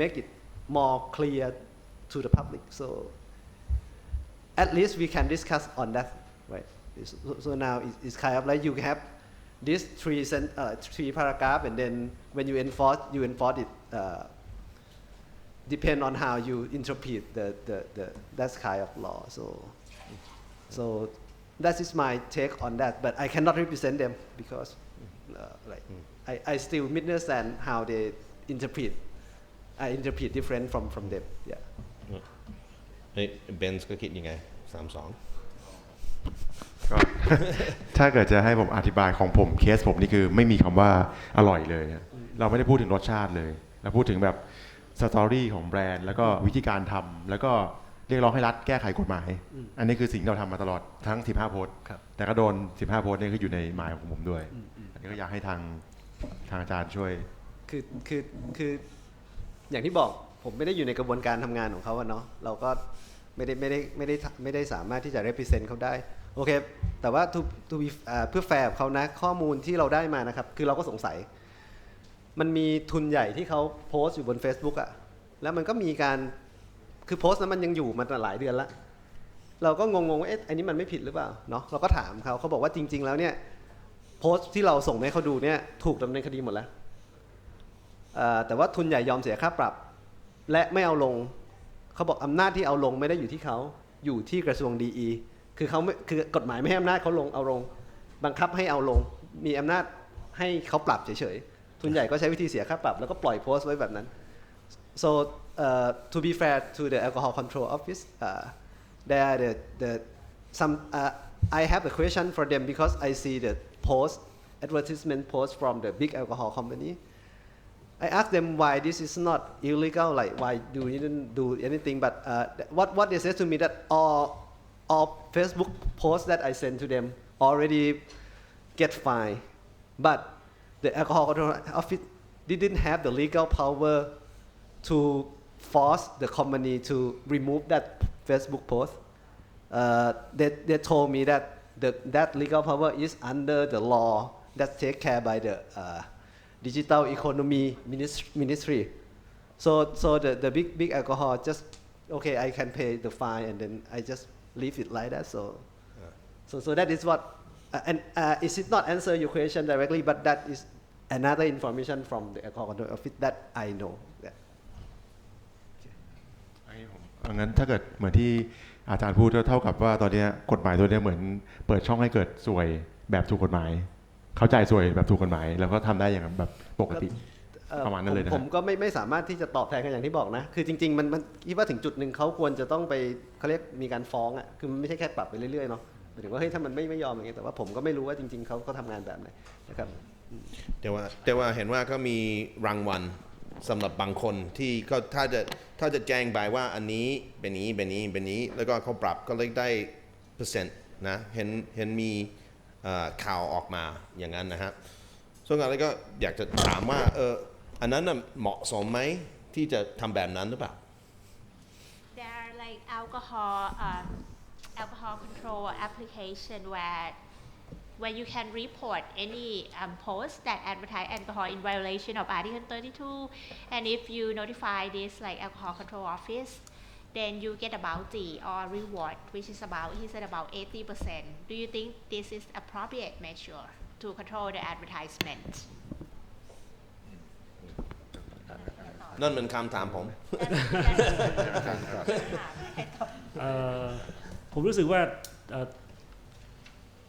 คุณฟิลตอบถามภาษาไทยผมจะตอบภาษาไทยบ้างนะครับตอนที่พรบควบคุมแอลกอฮอล์เนี่ยบังคับใช้นะครับ ก็มีการตั้งคำถามว่าจะมีการถามไปทางกระทรวงก็ถามนะว่าคุณต้องการมีสินบนรางวัลไหมนะครับเพราะว่ากฎหมายมันมีทั้งอาญาแล้วก็มีทั้งค่าปรับมีทั้งการจำคุกและค่าปรับนี่ทางกรมบัญชีกลางเนาะกรมบัญชีกลางเนี่ยเขาก็มีระเบียบนะครับว่าด้วยการสินบนรางวัลนะครับซึ่งก็เป็นไปตามกฎหมายตามระเบียบของทางกรมบัญชีกลางนะครับเพื่อที่จะเป็นลักษณะการจูงใจสำหรับพนักงานเจ้าหน้าที่นะครับซึ่งก็ไม่ใช่มีเฉพาะพรบแอลกอฮอล์อย่างเดียวนะครับพรบจราจรนะครับพรบต่างๆเนี่ยนะครับที่มีลักษณะของค่าปรับแล้วก็ค่าจำคุกเนี่ยนะครับก็จะมีลักษณะของการตั้งสินบนรางวัลให้กับเจ้าหน้าที่นะครับแล้วก็ผู้ที่แจ้งความผู้ที่ร้องเรียนนะซึ่งผมคิดว่าก็เป็นเรื่องปกติจะถามว่าในทางปฏิบัติของเราเนี่ยหรือในทางพวกถ้าถามใจผมเนี่ยผมคิดว่าไม่จำเป็นก็ได้นะครับเพราะว่าสิ่งที่พวกเราทำอยู่นี้เนี่ยผมคิดว่ามันคุยกันด้วยมันคุยกันด้วยเหตุผลได้นะครับสามารถที่จะดำเนินการได้แล้วก็ไม่เปิดช่องให้กับทางคนที่จะเอาเรื่องเหล่านี้ไปสร้างรายได้นะครับไม่จำเป็นก็ได้นะครับ Yeah, under the Alcohol Control Act, during the draft, there was a discussion whether there should be rewards for people to notify officers about the advertisement. Because this is a criminal law, and in a criminal law, whenever you have an element of fine or imprisonment as a penalties, there is a regulation at the Comptroller General Department regarding the reward and incentive for officials who arrest or prosecute people as well as the people who notify officials. And this is not specific features only for the Alcohol Control Act. You can see any act that involve fine and imprisonment, for example, the Traffic Act, the Traffic Control Act, people can also, an official can also receive reward for like any informing or arresting any violation. And on my personal capacity, I think we should discuss and talk rather than using like fines and imprisonment. But it is kind of like not in my capacity to like change or comment this kind of stuff because it's already existing in the structures of the law that like provide rewards and incentive for people to notify the violation. Please. Hi, my name is Craig Sowers. I'm a freelance writer and editor. The physical dangers that alcohol pose to society, I think, are pretty clear. But less clear is the harm that current policies pose to individual members of society, like Kun Ben, who received a fine that far exceeds the average annual income in Thailand. So I wonder, my question is for Kun Ben, but then also I'm curious to get the panel's thoughts on this. How did you feel when you received such a staggering fine? Were you angry, afraid, politically motivated? And to the rest of the panel, what do you think when you see somebody like him receive such a life-altering fine?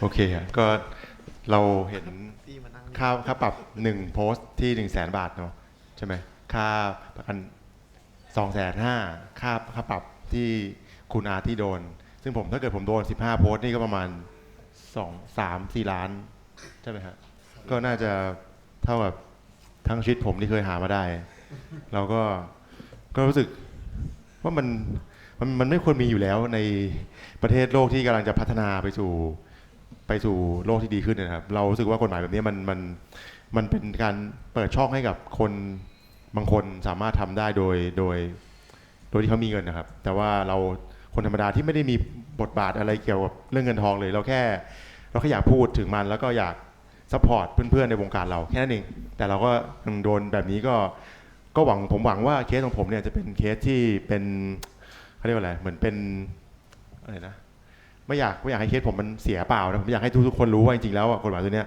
มันมีข้อบกพร่องที่ต้องแก้ไขเยอะมากๆเราก็อยากเห็นภาพที่ทุกคนมองภาพเดียวกันว่าภาพอันที่หนึ่งก็คือเราอยากเห็นการกระจายรายได้เนาะอยากเห็นทุกคนมีช่องทางของตัวเองในการทำการตลาดได้โดยที่ไม่ไปทำร้ายคนอื่นๆที่อยู่นอกวงการคนที่ไม่ดื่มด้วยอันนี้คือทุกคนเห็นตรงกันหมดเราอยากให้รายย่อยมีพื้นที่ของตัวเองกระจายรายได้ไปแล้วอันที่สองก็คือเราไม่ต้องการให้เครื่องดื่มแอลกอฮอล์ไปทำร้ายคนอื่นด้วยอันนี้คือ2ข้อที่อยากเห็นก็อยากให้เวทีแบบนี้แล้วก็อยากให้เคสผมเนี่ยแล้วก็อีกหลายๆเคสที่โดนเป็นอุทาหรณ์ให้ทุกๆคนหันคำมาคุยกันเพื่อจะแก้กฎหมายตัวนี้ได้อันนี้คือสิ่งที่ผมอยากเห็นนะครับ Yes, I think like he was fined like one post for like 100,000 baht. So from and another like 250,000 baht fine. So for me, it's 15 posts, and that would be staggering 4 million Thai baht. That's the whole money that I have earned in my whole life. And I think in any developing country, in the newly emerged economy, we should not have this kind of draconian law at all that allow big monies to escape, pay fine, enjoy impunities. Whereas the people like me or like small brewery, we only want to support the thriving and growing business. We only want to kind of like ensure the fair wealth distribution among people who are small scale producer without hurting non-drinker. I think everybody agree that small brewer or producer or whoever we are in this community, we want to ensure that we would not harm other people or like non-drinkers. And I hope that my case can show the loophole and that it is necessary to reform and change the law. เชิญครับ So in my opinion, it's so obviously so strange for this country. You know, like I mean, I understand that the previous time I was here at FCCT, you know, the MP from another party talk about my party, that you know about the king. She was speaking that you know that my party is like a you know anti-monarchy things like that, but she not even there to say monarchy, you know. But then 4 years later now you see the debate on Article 112 on the candidate debate, right? It seems to be like normal in Thailand right now that to talk openly in the public about the monarchy and things like that, you know, which was prohibited. And you know, but at the same time, when we progress as a whole society, it seemingly is so more seem to be more advanced. But then you cannot talk or post about beer. So ridiculous, right?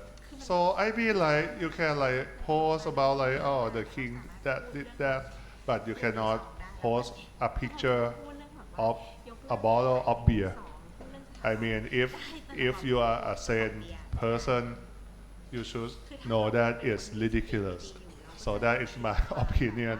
So it's so ridiculous that we cannot like post picture about beer. That's my bottom line, that we should post photo of the beer freely. Would anybody else like to make a comment? เชิญครับเชิญ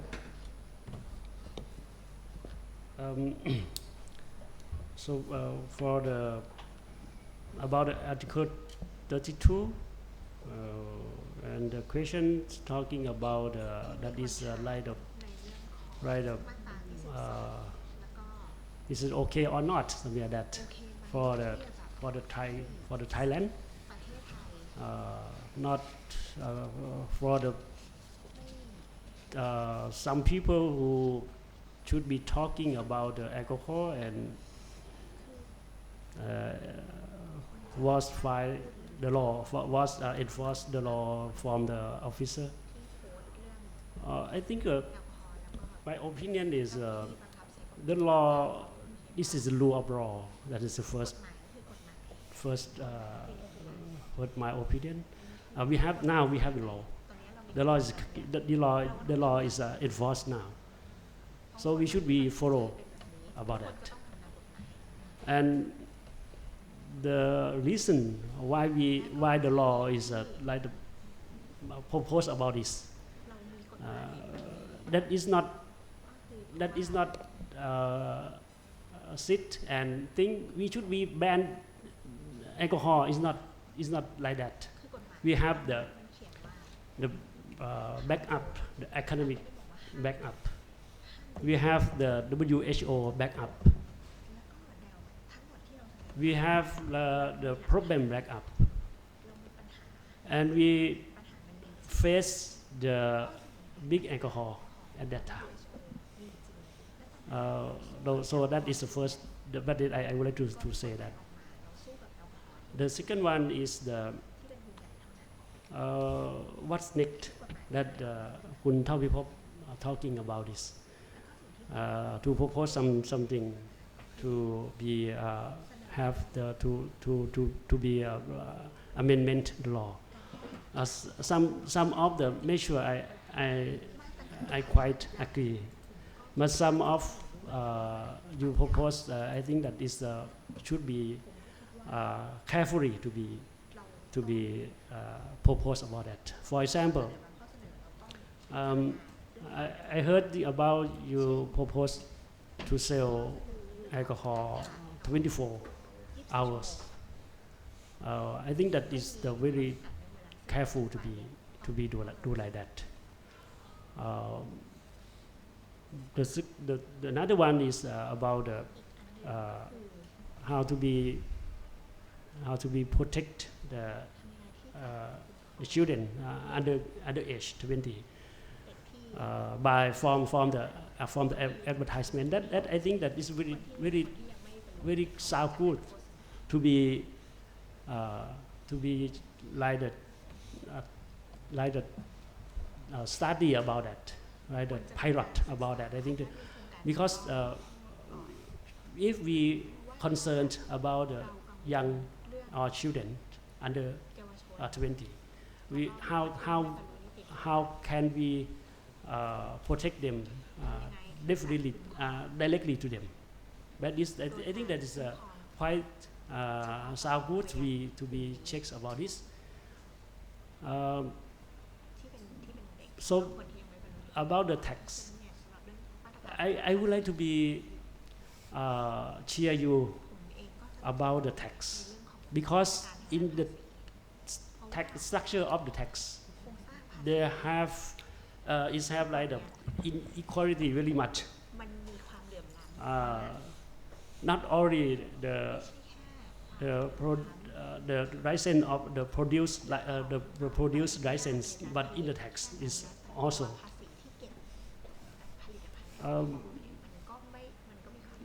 So that I said it's very challenge for us, for Thai people to be talking and what's the next for the alcohol policy. Not only the advertisement, not only the produce, but to be save our children or our people too. Okay, so I have the general comment on this issue. I think the kind of strength way to enforce the law is not specific to the Alcohol Control Act. I think it actually, this trend thing happen normally in Thailand. And I think that is one of the big reasons why the Move Forward Party win the election. Because I think we the Thai public all hope that your party will change this kind of system to be more reasonable. So that is the if it's unsuccessful, you not vote for Taophipob in the next election. I will unemploy this time. And I think okay, to be more specific on the Article 32. I think one thing that the government can do, if the government willing to do, like the prime minister can, like if you have the case like it repeatedly to the public all the time, the government can just or the minister of public health can ask the alcohol control office to make some kind of press conference. So they need to be more transparent. They can if they, I cannot comment whether what they do are right or wrong, because sometimes they have some kind of their reason. But if they need to explain it to the public, I think gradually the law enforcement will be more making sense. Even everything is not changing, the law is there, something like that. And if they can explain, they can convince the public that's what they do, what their informant is, have some a good reason behind it. So it also increase the legitimacy of the law itself. So okay, so that is the work of Mood Forward Party. Thank you. ขออนุญาตครับ เชิญครับ Oh yeah เชิญครับ Oh, sorry. I'm sorry. No. Okay, and then you're gonna have the last question. Okay. ขออนุญาตพูด เชิญ ภาษาไทยนะ เชิญนะเอาเลย ก็ที่ฟังมาคำถามเรื่องของ32หรืออะไรก็ตามเนี่ยผมคิดว่ามันก็ผมจะรวบตอบทีเดียวแล้วกันเรื่องของกฎหมายที่ฟ้องร้องกับผู้ที่พูดถึงเบียร์ครับผมว่ากฎหมายข้อนี้มันอย่างที่รู้ก็รู้ว่ามันมีช่องโหว่ในการที่จะทำให้เรียกรับใต้โต๊ะมีสติ๊กเกอร์แปะเลยก็ตามที่ว่าถ้าคุณไม่อยากจ่ายเยอะจ่ายเต็มคุณจ่ายเท่านี้สิคุณยอมไหมนั่นคือสิ่งหนึ่งก็คือเรื่องของรางวัลนำจับที่แบบว่าเอามาแจ้งปุ๊บให้เจ้าหน้าที่มีอำนาจต่อรองกับผู้กระทำความผิดอันนี้อันที่หนึ่งที่ผมความคิดของผมนะครับส่วนที่สองเรื่องคนที่กระทำความผิดผมว่ากฎหมายมันรุนแรงไปหรือเปล่าเขาไม่ได้ไปฆ่าใครตายไม่ได้ไปขโมยของใครไม่ได้ไปทำให้คนอื่นเดือดร้อนไม่ได้เชิญชวนให้มาดื่มด้วยซ้ำแต่ว่าออกกฎแบบติดคุก8 เดือนเสียเงินแบบเป็นล้านกับการพูดถึงว่าไอ้นี่มันมาที่ไปอันเนี้ยถ้าเป็นไปได้ก็อยากให้แบบดุลพินิจของเจ้าหน้าที่ครับอาจจะต้องแบบพิจารณานิดนึงว่ามันสมเหตุสมผลหรือเปล่าในการกระทำความผิดชนิดนี้ทำไมไม่เหมือนแบบถ้าคุณเหมือนครูกับนักเรียนนะถ้าคุณนักเรียนทำผิดไปวิ่งรอบสนามออกกำลังกายทำให้สุขภาพดีไม่มีการจ่ายอย่างเงี้ยผมคิดว่ามันก็อาจจะเป็นช่วยได้ส่วนเรื่องอุบัติเหตุตามท้องถนนเมื่อกี้ผมก็พูดไปแล้วว่าถ้าคุณจะดื่มก็สถานที่ที่ดื่มก็ควรจะโพรไวด์เครื่องมือวัดเหมือน ATK ที่เราตรวจเรื่องโควิดเราก็ตรวจเรื่องแอลกอฮอล์ไปเลยว่าคุณไม่มีประสิทธิภาพในการขับแล้วคุณต้องเรียกแก๊ปหรือคุณต้องให้คนอื่นมาขับแทนก็เหมือนกับเราเสนอทางออกออปชันให้เขาทำแต่ถ้าเขาดึงดันที่จะขับตอนนี้ก็ขึ้นอยู่กับตำรวจแล้วที่ว่าไปบังคับกฎหมายให้มันรุนแรงมากขึ้นถ้าคุณขับแล้วในขณะที่ดื่มมึนเมาก็ต้องทำตามกฎหมายที่เขากำหนดว่าต้องบำเพ็ญประโยชน์จ่ายเท่านั้นเท่านี้จริงไม่ใช่มีเปิดมันก็เป็นการเปิดช่องให้เรียกอีกแหละก็นั่นแหละเอาละโอเคโอ้ย Okay, I will try to summarize about Article 32. I think prosecuting anyone posting alcohol is actually wrong because it causes a huge gap and it is an enabler for corruption and rent-seeking activities. So that gives an opportunity for officials to offer the offenders or potential offenders, would you like to pay for less, get a sticker, and then you can enjoy impunities, or even the system that provide rewards for officer to arrest or to prosecute people who post alcohol. I think this is not reasonable. And the other thing that is not reasonable, I think the penalties 8 months in jail terms plus 1 million is unreasonable because they didn't kill anyone, right? They didn't actually cause actual harm. They didn't kill, they didn't rob other people, and the penalty is extremely high just for these offenses. I think the alternative would be the official use discretion and offer like alternative or more reasonable penalization, which is like more relevant for the quote unquote like offense. For example, public services, etc., social services, etc. On accident, I have already said that any venue that sell alcohol should provide like alcohol analyzer, meters, and if any person have like alcohol in their bloodstream exceeding the limit, they must not drive. But if they insist on driving, then it's depend on the law enforcement officer to like enforce the law and make the potential driver to pay the fine. The fine legally, not like the bribe for officials so that they can escape. ขอบคุณครับ Okay. Next question, please. If I may, sorry I waited this long to ask a question. May Wong from CNA Singapore Television Station. My questions are actually directed at Taophipob. My first question to you is, are you concerned that some people out there may end up accusing you of trying to push forward the alcohol liberalization policy and start to diss the cannabis policy simply because you have won the election and also because you wanted to champion the alcohol liberalization policy of Khao Klai? My second question to you is, how concerned are you that eventually this push for alcohol liberalization could actually affect your party because a lot of other people and groups out there may use this to bring you down? Thank you. Thank you for the question. And first, I think there are many concerns in the Thai public, or I would say it's an accusation about my policy that compared to marijuana from the cannabis movement or activists.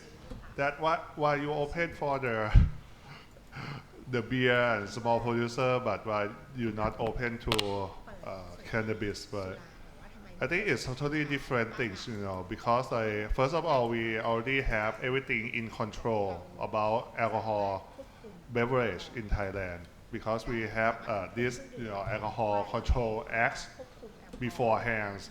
And the fact that the alcohol liberalization is only give a chance to small producer and just only normalize the industry is not anywhere at all promote the drinker or the youth drinker more.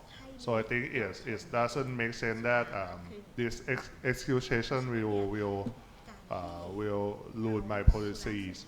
And it's obviously clear that even like many anti-alcohol movement, they kind of support us in bring the free and fair game to the alcohol industry. And the second question is, am I afraid that this will bring me down? Right? I mean, like the fact that the opposition already try to put everything on us, try every possible way to bring us down. So I think this is not the main concern, even like the Pita owning like the 10-year courses already ITV share is come up, I mean, like it's ridiculous, right? This company out of business for like 10 years. And I mean, like, if you're gonna throw down a government, that which is like the coalition that about 25 million people voted for them because just the alcohol liberalization issue. I mean, like, okay, I'm ready to move and seek asylum somewhere. I mean, I quit this country. I gave up. Okay, if you want to bring me down like this, So I think that that is my answer. And I will re-answer the first question. I remember that because you're winning the election, I do this. I mean, this is a normal way of democratic country do things, right? You win election and you kind of propel your policy because you are the majority and you are the governing party. I mean, if somebody have this accusation on me, I would be like more than grateful to answer them and educate them on democratic process that generally happen globally in the world. Thank you. Just can I add, respond something from your question? Thank you for your question about the alcohol liberalization. That is my concern too. In the liberalized alcohol from the move forward parties, talking about everybody can be produced. I think it's quite same cannabis. Everybody can be growth. Every in the house, it can be do that. What does it mean? It means that how to be controlled. Everybody can be growth. And everybody can be produce the alcohol in the house. That is really concerned. That is really carefully to do that. I appreciate that we have like the small order like this. I think the one maybe should be carefully about that, and I suggest if we like the step by step, we propose a small order to go about to be like the good products, not only the thing of Thai bev, something like that.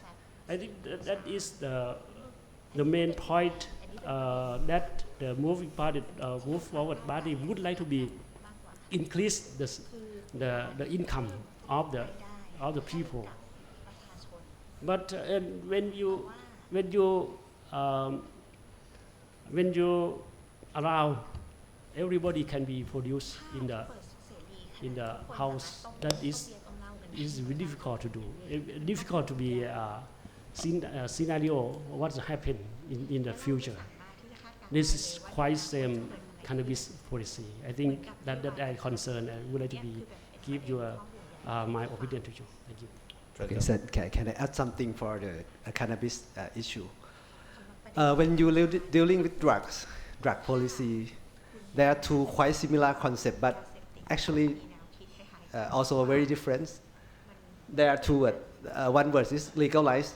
So you make it legal, and then you try to control a little bit any aspect of this on that aspect, something. But there another concept is called decriminalization. So actually, it's still illegal. It's still illegal, but you did not. You amend the law not to easily take someone just use that drug to jail, like because it's too costly to the society, and also it's consume the public resource a lot. So I think what we think about the cannabis thing is actually the Phum Chai Thai party. At the last election, their campaign make us think about kind of decriminalize the cannabis. But what they actually do is they legalize. So I think what Move Forward Party try to do is changing from legalization to the decriminalization. So it's illegal, but you didn't just you use it a little bit and then you go to jail. Not like that.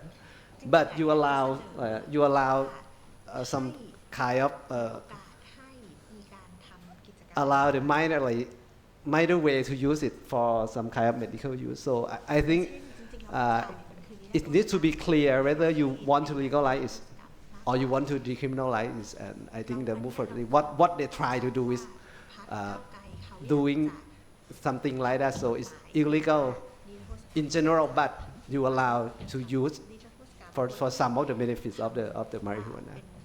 So, may I clarify a little bit more for the first and the second panelist? For the first one is I mean, of course, what we do, we gotta allow people to do home brewing and or home distilling for sure. But I mean, like, it's nothing to do with the youth drinking, because we have the juvenile drinking prohibition, the age 18 years old. Don't ask me how to enforce that. You need to ask people who drafted laws in the beginning, you know, how to enforce that. And I mean, like, to do home brewing, it take about, Phil know that, right? Because it's not easy. It take about 1 month to do the home brewing, and you have a beer to drink. So I think, like, maybe it's very hard, you know, you can't go out to 7-Eleven and buy it and drink right away. So I think it's nothing to do with the accessibility of the beer or spirit. For the second, about the cannabis policy of our party, I mean, it's very controversial now, because I'm very confused too, you know, because now it's very hard that not only for our party stand, you know, because we have the coalition, you know, our dream, my dream or my party dream, you know, we would allow recreational cannabis for sure in the future. But I mean, it's the ultimate dream, right? You need to go step by step. You know, first, you know, is have different kind of usage, medical or recreational. You know, should we zoning? Should we do that? Should we do that? But yeah, like Dr. Udomsak said, you know, everything should be illegal first, but then we open some door for this thing and that thing, you know. So it's decriminalization for sure, unlike free for all likeภูมิใจไทย. So, but for we need to talk to our coalition first, and I think like we would have some transitional team for this issue as well, because it's so diverse in our society, and you know, like I'm more concerned about cannabis. You know, I got bombarded by the phone call from my friend who are, you know, I'm the head of this policy in my parties too, so I'm quite exhausted about this more than alcohol bill or alcohol controlling, you know. So this would be my hell. So please don't say congratulations to me, please, because feel like I'm not really have any like kind of happy thing to celebrate at all for the past 2 weeks after election. Yeah. You need to thinking of General Prayut. โอเค ผมขออนุญาตตอบนิดนึงนะครับ ได้นี่คำสุดท้ายเลยครับ ก็จะชี้แจงว่ากว่าผมจะมาเป็นโอนเนอร์ก่อตั้งโรงเบียร์ได้ มีแบรนด์เบียร์ของตัวเอง ผมก็เริ่มจากโฮมบรูมาก่อน ถ้าเกิดว่าเราไม่อลาวให้โฮมบรูฝึกฝีมือในการทำเบียร์มันก็จะไม่มีผู้ประกอบการเล็กๆอย่างผมเกิดขึ้นแน่นอนเท่านี้นะครับ My background is I start from home brewing before becoming a microbreweries. So without home brewing, there's no opportunities for like brewer to experiment and develop their products and become like microbrewery or small entrepreneur like me. That's my last word. So we've gone for 2.5 hours of discussion on this. I'm hoping that obviously this kind of discussion will continue, bringing the two sides together, as Taophipob said, to try to find a middle way on some of these policies. We've managed to go all the way through without answering the one question that most foreigners ask when they first come to Thailand, which is, why can't I buy beer between 2 o'clock and 5 o'clock?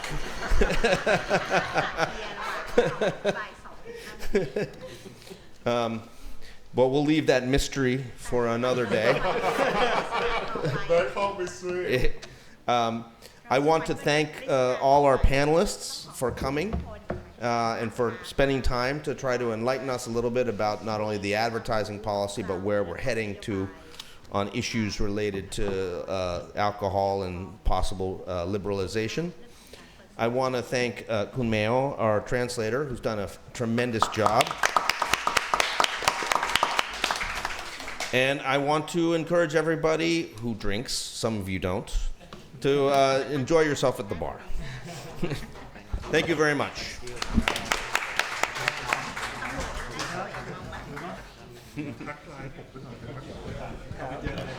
Say.